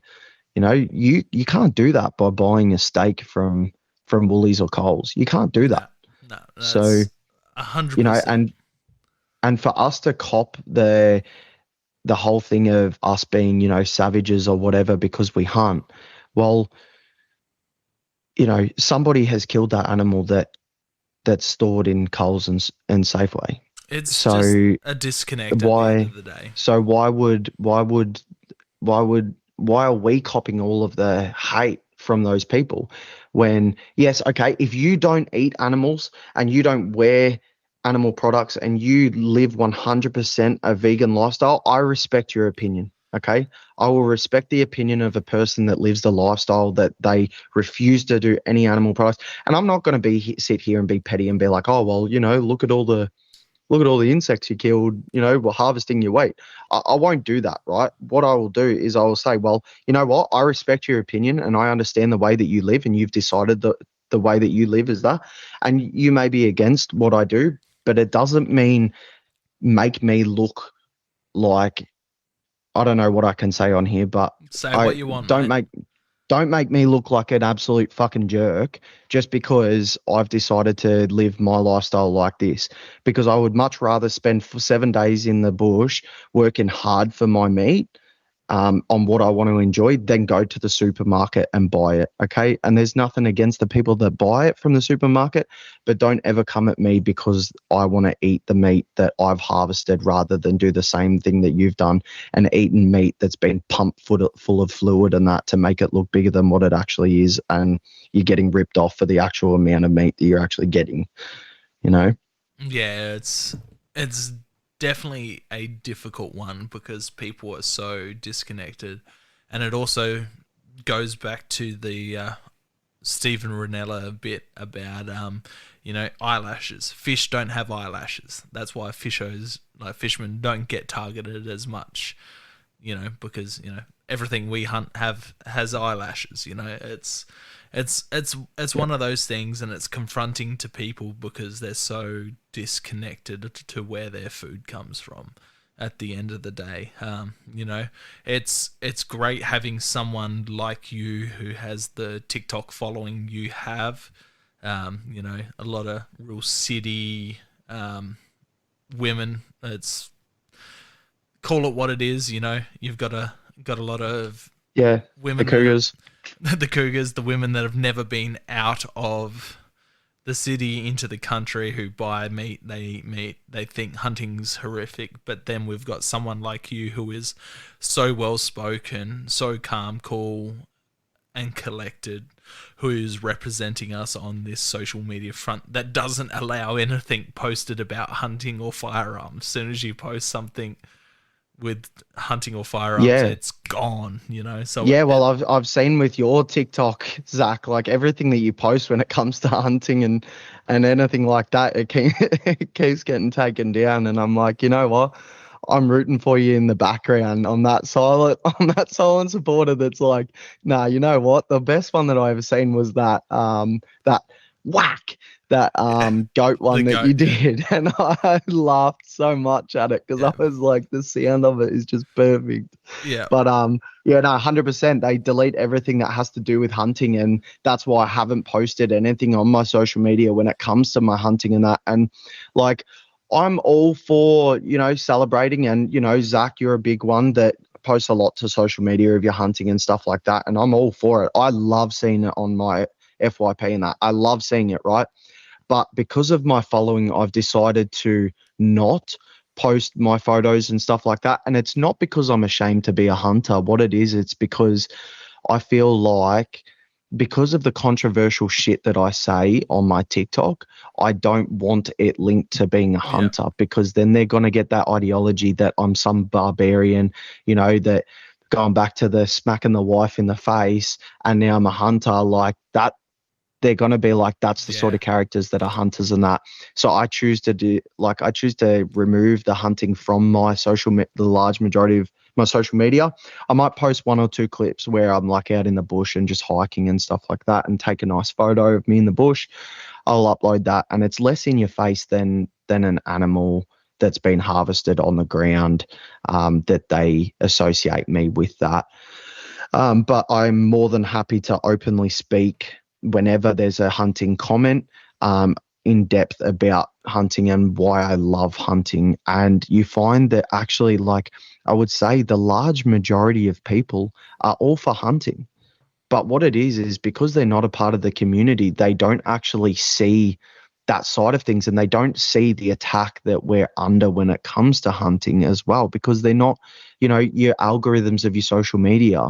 If you don't regularly search hunting and stuff, it's never going to pop No. up on your FYP, because why would it? Because it doesn't associate with you, right? But if I can like sort of enlighten people on what it is about hunting that we all love, I'm more than happy to have a conversation about that. And I find that I would say 99.9% of all, your 20 to 50-year-old women, they have nothing against hunting. And they actually like the thought of harvesting your own meat rather than going to a supermarket. But they've never been in that lifestyle. They've grown up in the city and they've never left the city before, so they've never had a reason to hunt. Yeah, man, exactly. So, what's your favorite thing to cook with hunted slash caught meat? I'm a very basic um, cook when it comes to a lot of food, but this actually a shout out to my ex partner. She actually made me fall in love with the food that I was harvesting, because beforehand I wasn't very experimental when it comes to food. Um, like I loved all different types of food. Like I love spicy food, I love bland food. Whatever it is, I'll eat it. I'm a garbage disposal, but I never really adventured out of the norm when it come to harvesting my food, because I was like, I harvested the food and now I don't really want to mess it up. I don't want to mess a meal up because I've harvested that animal and I care about that meat. So I would always just eat like your bland steaks and maybe chuck a little rub on it or something like that. But then she made me fall in love with making briskets in the slow cooker, my venison briskets. Um, and I do like your sort of like your tomahawk steaks and um, like your cutlets and stuff like that. I love doing all of that, and just those juicy eye fillets. Oh, they're just so good. I don't think that anything can really beat those eye fillets that you get out of a natural harvested animal, wild Definitely game not. animal.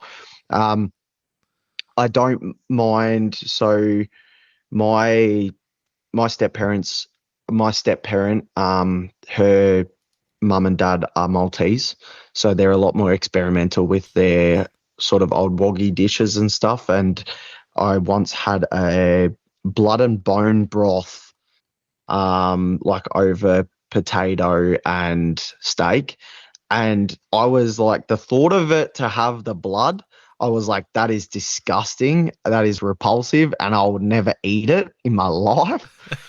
But when I actually finally come to and I tried it, it was actually delicious. And I actually need to hit them up soon and make another one, That's because I awesome. actually miss that meal. Yeah. That's sweet. That's an interesting one. I'm definitely going to have to look that one up to try and work out how to do it. Not that my family Yeah. would eat it, but I'd definitely give it a good old crack. What about best hunting story? The best hunting story, I don't think they come down to harvesting an animal. My best hunting story, I've actually got them here. So, Zach, you're going to be able to see it, but for the viewers at home and that, you're not going to be able to see this. I found these casties, and Yep. that was in the area Hold that hold you can't, hold that up Zach. for a second. Hold it up. I'm gonna get a. And hang on. Not only that, Hang on. It's on everywhere. Not only that, but I got the matching pair to it. That's sick. That's so good. So I managed to find those casties out by the area that you were camping, Zach. Is that not And is that the off of that same red that Steve sent me trail cam photos of? that's correct. Yeah. Yeah. That's So this is 2 years after that trail camera photo was taken. So this is I would put him, I think, at around a 6-year-old deer now. And he is an absolute monster for Victorian reds, wild, not on a farm, anything like that. We've got what is he, a 1, 2, 3, 4, 5, 6, 7 by 1, 2, 3, 4, 5, 6. So a 7x6, and he's an absolute monster. Now, there was a day where I had taken a fallow buck, and he was probably like, I would put like a 9 to 10-year-old deer. He had gone backwards and he just was left with nubs, but you could tell that it wasn't like a spike or anything like that. All of his molars were grinded right down. I had just taken him and I was harvesting him in the bush when we call him Clifford. Clifford, after the big red dog. He would have walked in within like 10 yards of me. That's insane. 10 yards he walked in, and I didn't shoot him. And I feel like it was maybe my biggest mistake I've ever made in hunting, because I don't think I'm ever going to come across a deer that big again. No, that's an absolute giant. And for people listening, I will post up the photo that I just took, because that's an absolute giant. And I'll have to ask Steve if I can post the trail cam photo up as well. But yeah, that's a bloody good deer. That's for sure. Have I lost you there, or got you? There we go. Oh, you got me back now. There we go. They cut out for a little second, but that's all good. How do you see the public views on hunting? I know we covered this a little bit, but no, I've lost you again, Zach. Oh, yep.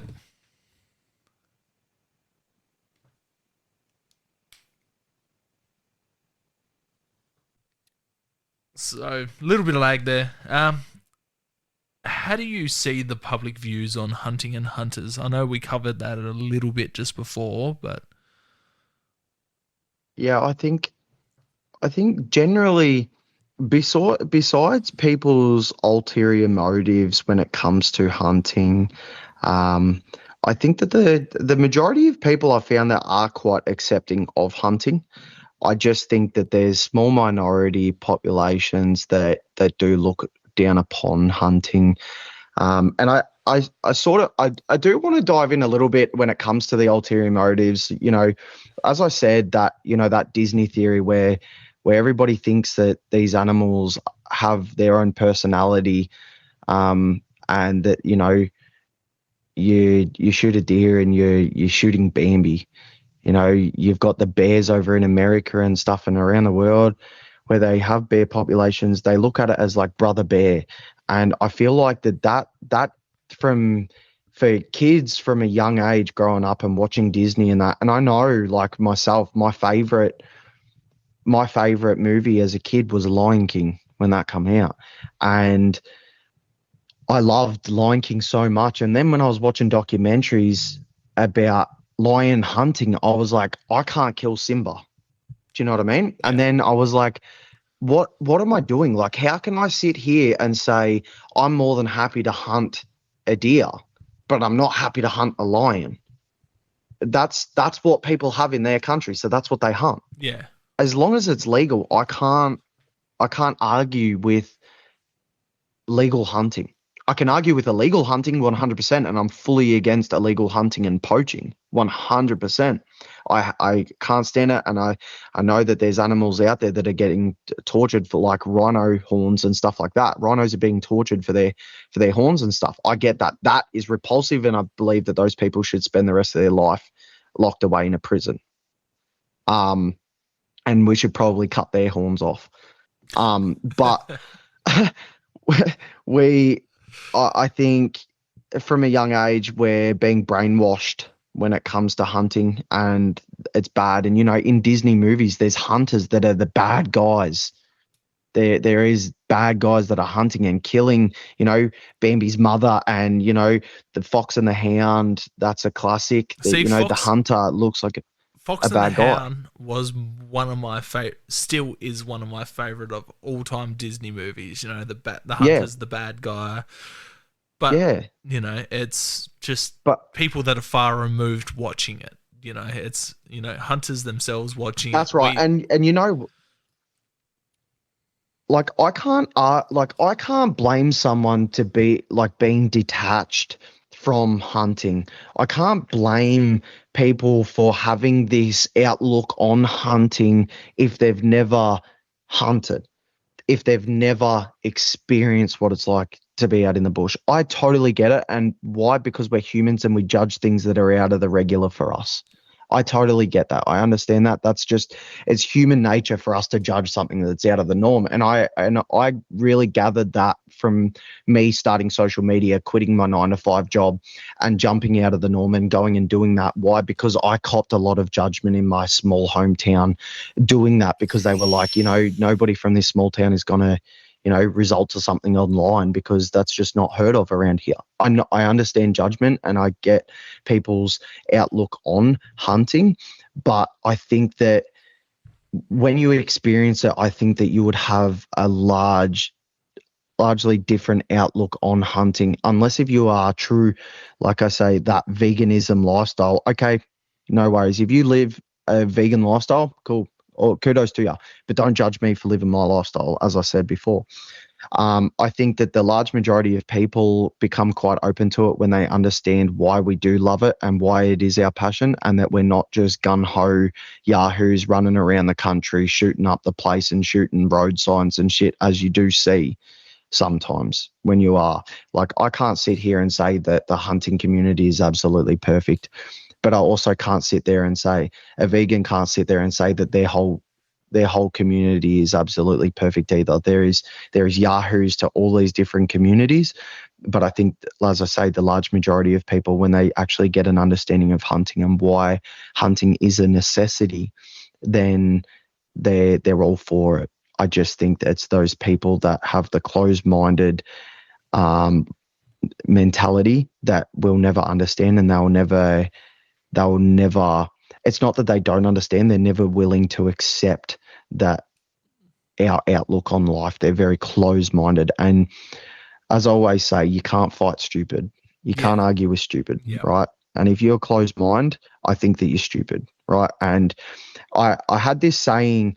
I think it might have been my old man that actually had first ever said it to me. It was, you don't argue with a deaf person because they can't hear you, Yeah. right? There's alternative ways to argue with a deaf person, like a keypad or an iPhone or something like that. And that's what seems to be happening these days, is where we're fighting with these people over online. But when you truly stand face to face with someone and you have a conversation, you know whether that person's closed off to that conversation or not. So you don't argue with a deaf person because they're not listening to you. Why would you waste your breath on something that's not going to listen to you, right? And the more that you argue with that, the more that you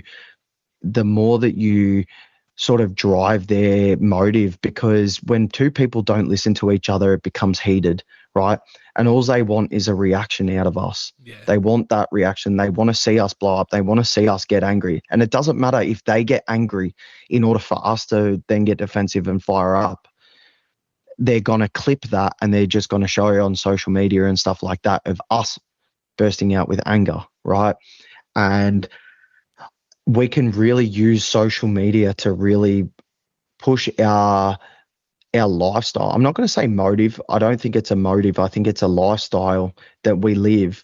We can really push it in a positive mindset, but we've got to stop harping on with the deaf people. And like, I don't mean to use deaf people in that sort of term, but like, it's people that are not willing to listen to us, so they're closed off from us, so they might as well be deaf because they're not listening to our side of the story, because they've got their own motive and that they want to just push that and they don't care about anyone else's motive. Yeah, I definitely get what you're saying. Don't worry about offending deaf people. I don't think they'll be listening. Sorry, bad joke. It's the first thing that popped up into my mind when you said that. I'm sorry.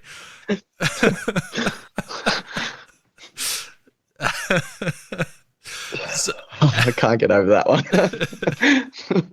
so how would Yeah. you change the public views on hunting and hunters? I know you kind of touched that on the end of that little bit there, but how would you personally change the public views on hunting and hunters?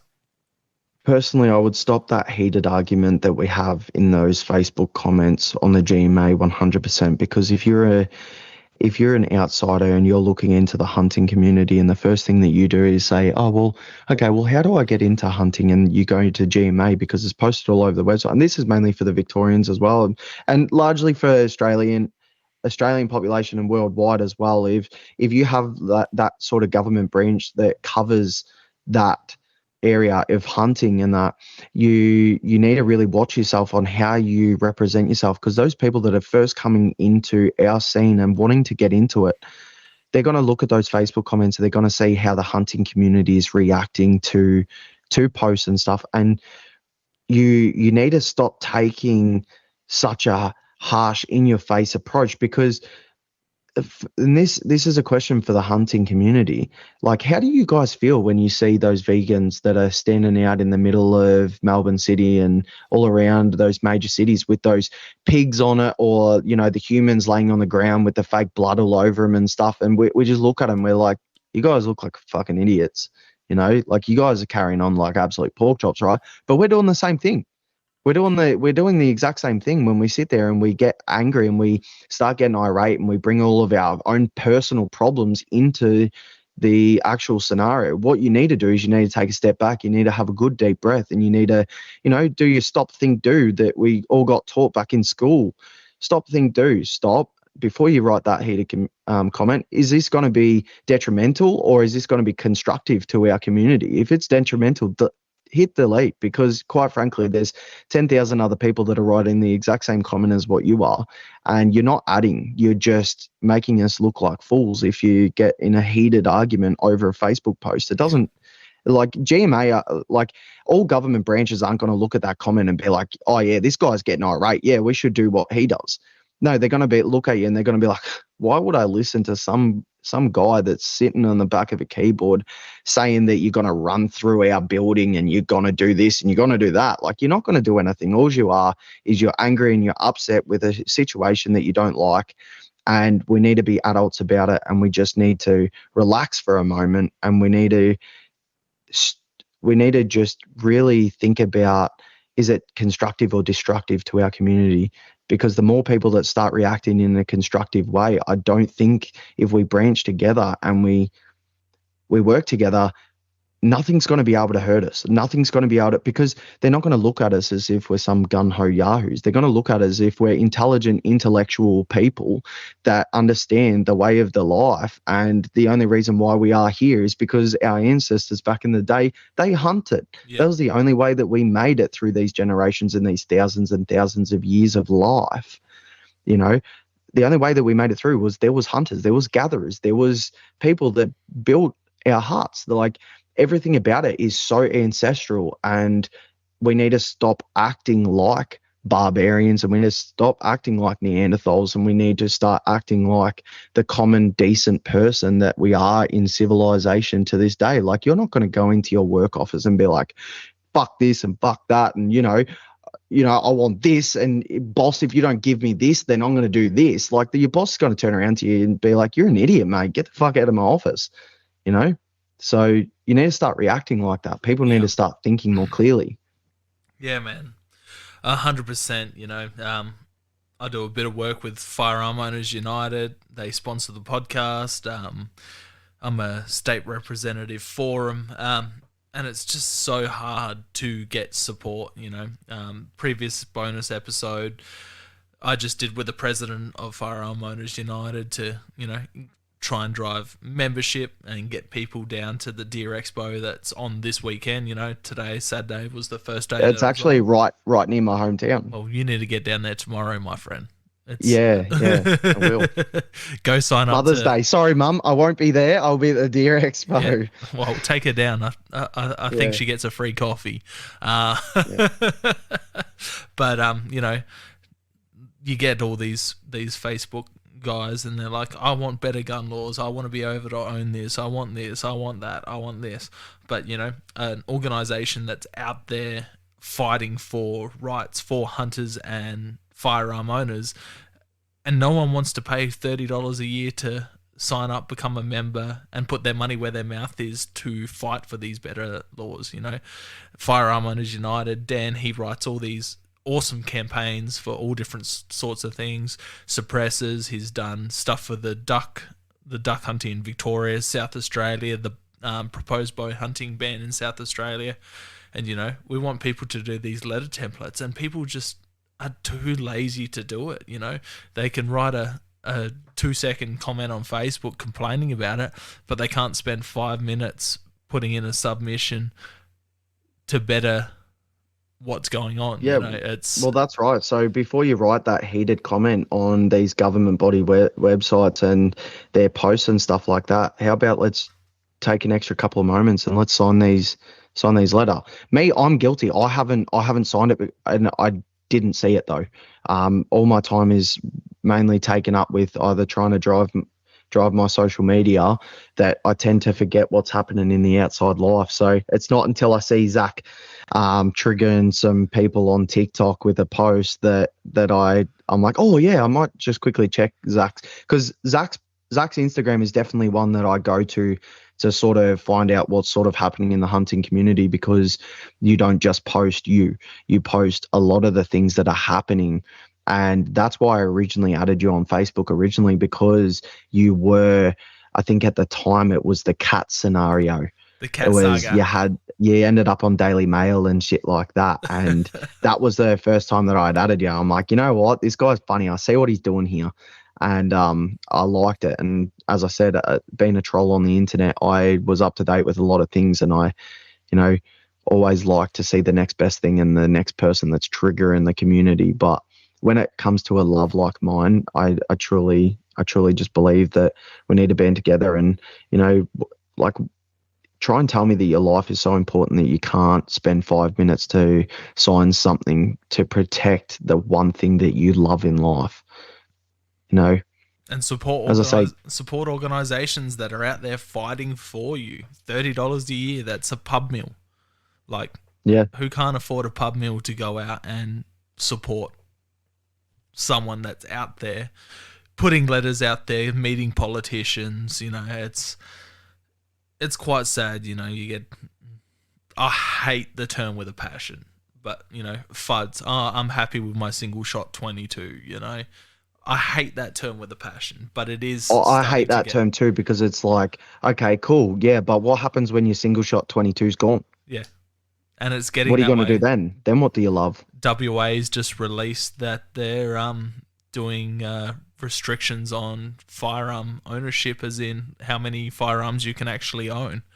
Like, it's getting bad out there, so you need to support someone Yeah. that supports firearm ownership, hunting, whether it's bows, dogs, whatever, fishing. But moving on, you said it's something you love towards the end there. What is hunting to you? Hunting's a lifestyle to me. There's no, like I said earlier on in the podcast, there's no half in, half out when it comes to hunting. When you hunt, well, the moment that sky breaks and you see that it's a decent day and the wind's not swirling and the wind's good, the first thing that you think of is, heck, I'd like to be out on the mountain today. I'd like to be out on that hill. You know what? I know the perfect spot. When that southeasterly wind's come through, I know the perfect spot where I need to be. That northerly wind comes through. Yeah, I've got another spot where I can hunt in a northerly wind. It's purpose to my life. It's an anchor.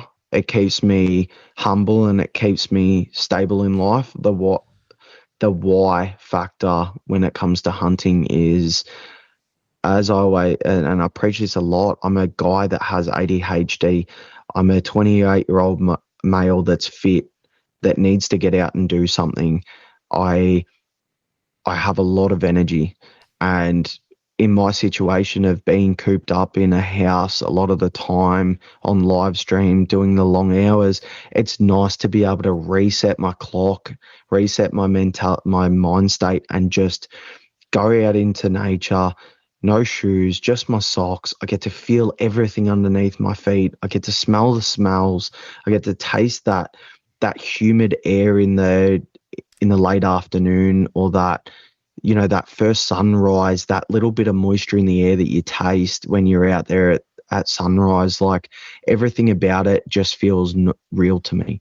Everything about it, like, we've created this fake social setting of civilization that we now live in, where we're so detached from our main basics of life, and that was to eat and survive.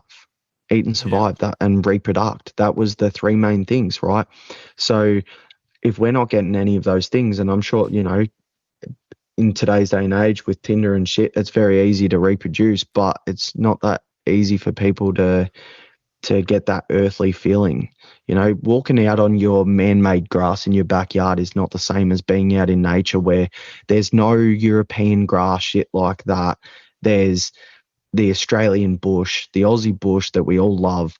You feel that underneath your feet, those twigs snapping, it's disconnecting your mind from today's society. And the one thing you're worried about is that twig snapping underneath your feet, because something's going to hear from 100 yards away. You you got to you're so in touch with nature. And I think that, and to be a successful hunter as well, I think that you need to be in touch with nature as well. You need to understand that animals migrate in certain areas. You're constantly thinking where they could be. If I was surviving out here, where would I be? Like, where's the main source? Where's the food source? Where's the water, and where's the warmest air that I can get to, or the shade that I can get out of the hot weather?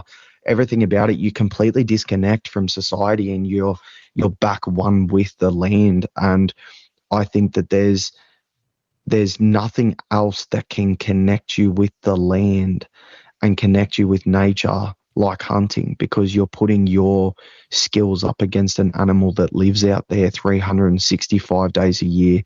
If it's raining, if it's hail, if it's sunshine, that morning fog, yeah, they live in it all. They live in it all. They live through the dry, arid areas in summer, and they live through the flooded plains and that in winter. Nah. So to do that, it's just, there's nothing like it. There is Yeah. nothing like it. That's what it is about me, and harvesting my own meat that I get to feed my family, and I get to feed my dog, and I watch my dog grow, because I don't have children, right? My dog has mainly grown off the meat that I have harvested from that Aussie bushland that we're provided. And to make the most of that, it's free range meat. Who doesn't love that? You taste the berries in the meat in the season of spring that they've been eating. You can taste it through the meat. Yeah. If you truly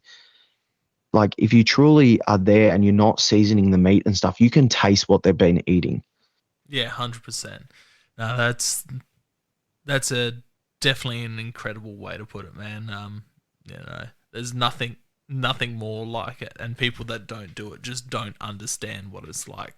And people that try it and it's not for them, they're just not letting it go enough to be able to see what's out there. But we all have our things. Not everyone was a hunter back in the day, like you Yeah. suggested anyway.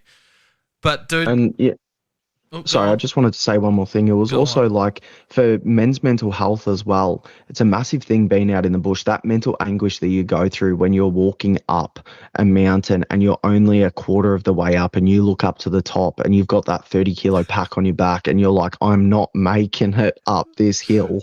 You get to the top and you're like, all right, easy claps. I'm ready to go to the next mountain. That was And you get me. to the bottom of that one and you're like, I can't do that. That was me every single freaking hill in New Zealand.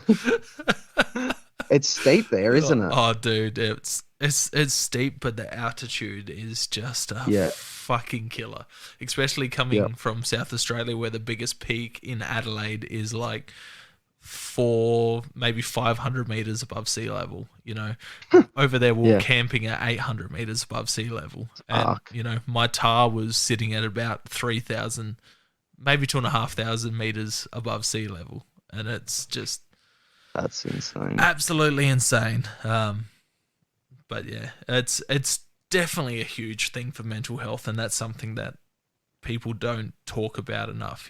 If people, like, I see all these, I'm not sure what Facebook groups you're on, but you've got Blokes Advice in South Yeah. Australia, where we got SA Brothers, and it's just every second post is like, I'm struggling with mental health, I need help, I need this, I need that. And it's just like, guys, get out back to the bush, go fishing, go hunting, go hiking, go camping, Yeah. like, get out there, reset. you know it's Yep. it's something that's not spoken about enough. And That's not. I know you've struggled with your own mental health side of stuff, and you've spoken about it on your TikTok.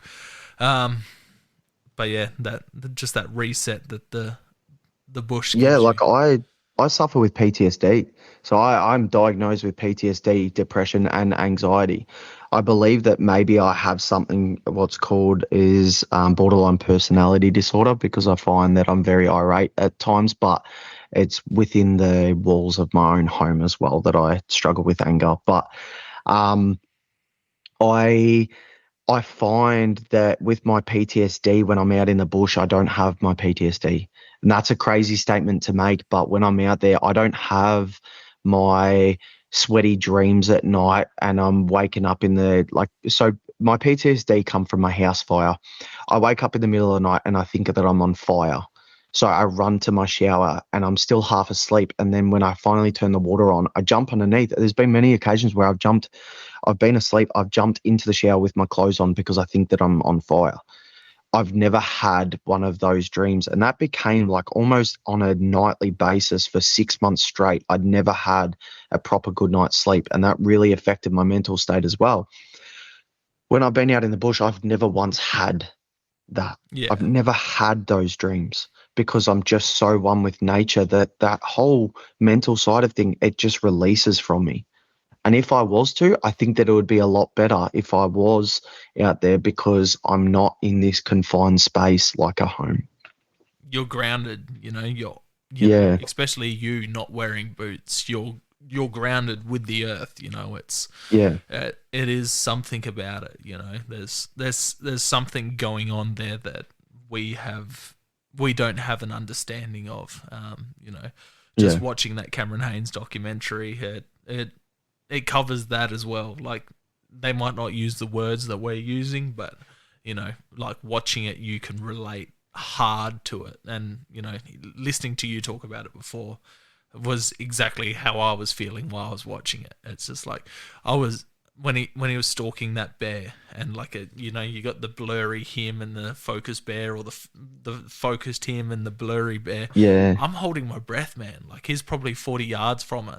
It looked like it was yeah. 10 yards, but it was probably like You felt 40, like you 50 were yards. in it. Oh, man. Like you didn't you? You just when you're watching it, you notice like what do you I don't know if you ever get it right, but if you're watching something really intense and it's like a build up like that where he was 40 yards from the bear and the bear hasn't turned broadside yet and he's ready to make an ethical shot and he's waiting and he's holding and then he lets down and I start to feel those emotions that Yeah. he would may be going through Yeah. and like I'm like I find that my body stiffens up and I'm trying to stay as still as I can. And then I realize, and then I click back to reality. I'm like, that wasn't me. Yeah. That wasn't me in that video, but I felt like I'm watching it. Why? Because it feels like a brother is going through it Yeah. because of the camaraderie. Like, Zach, you and I have never met No, in we have person, not. right? But it feels like I've known you for years Years, and yeah. years and years because we have both have this burning passion inside of us of the same topic. Yeah. And yeah, it's something. I've been lucky to meet a bunch of different people from around the world that have a similar passion to what I have, and you spend a day with them and you're like, I've known you forever.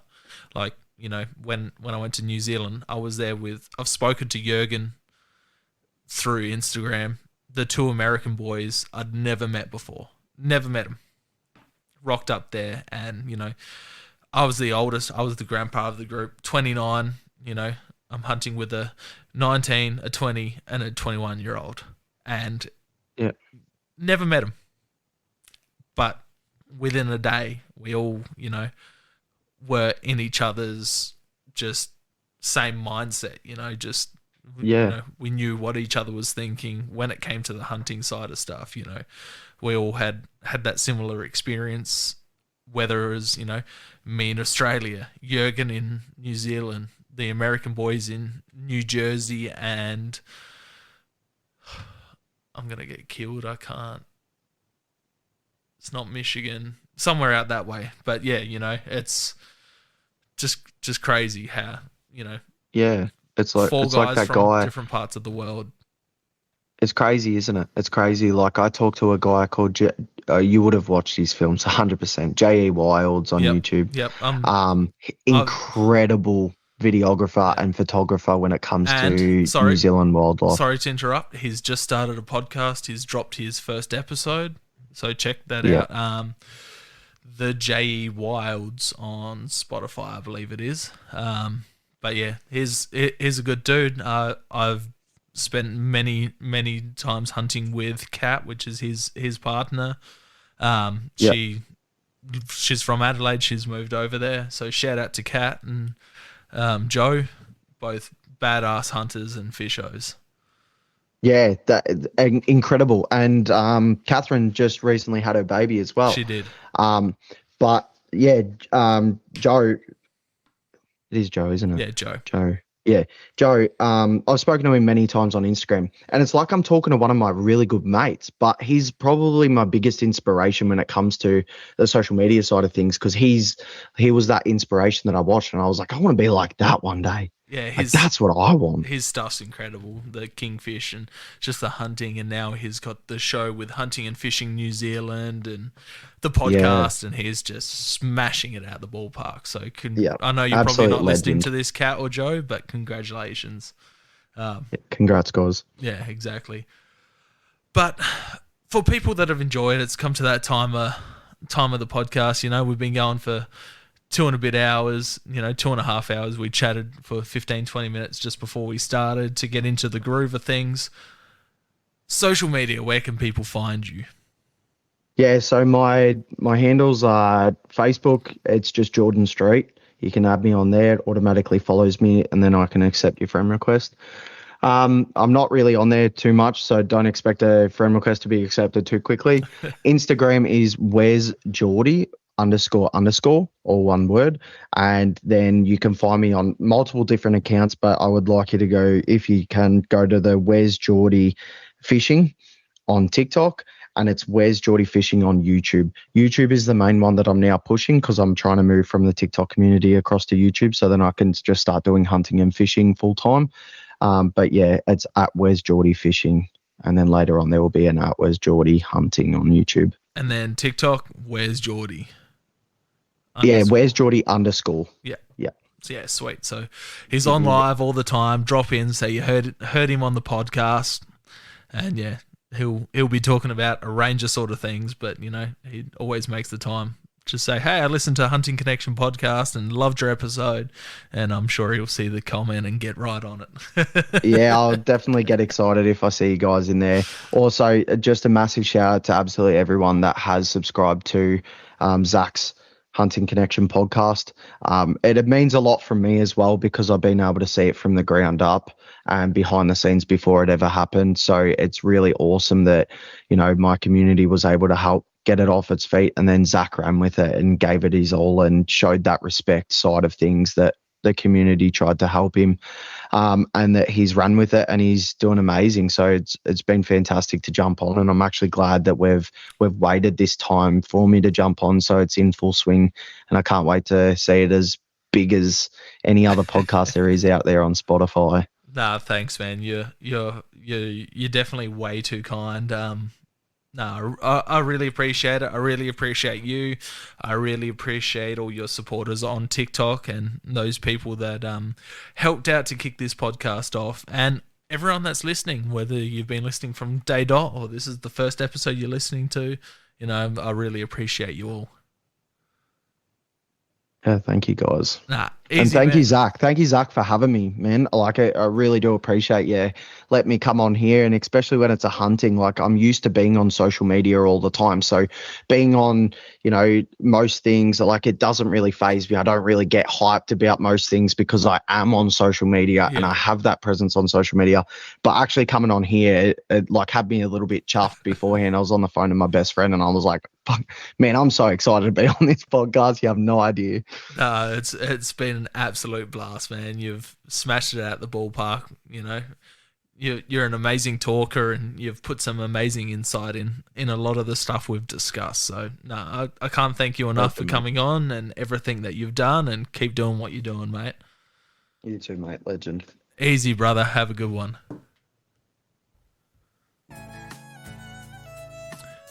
Thank you for listening to another episode of Hunting Connection Podcast. Please head over to our social media and give us a follow. Instagram at Hunting Connection Podcast, Facebook at Hunting Connection Podcast, Twitter at Hunting Connect, TikTok at Hunting Connection Podcast.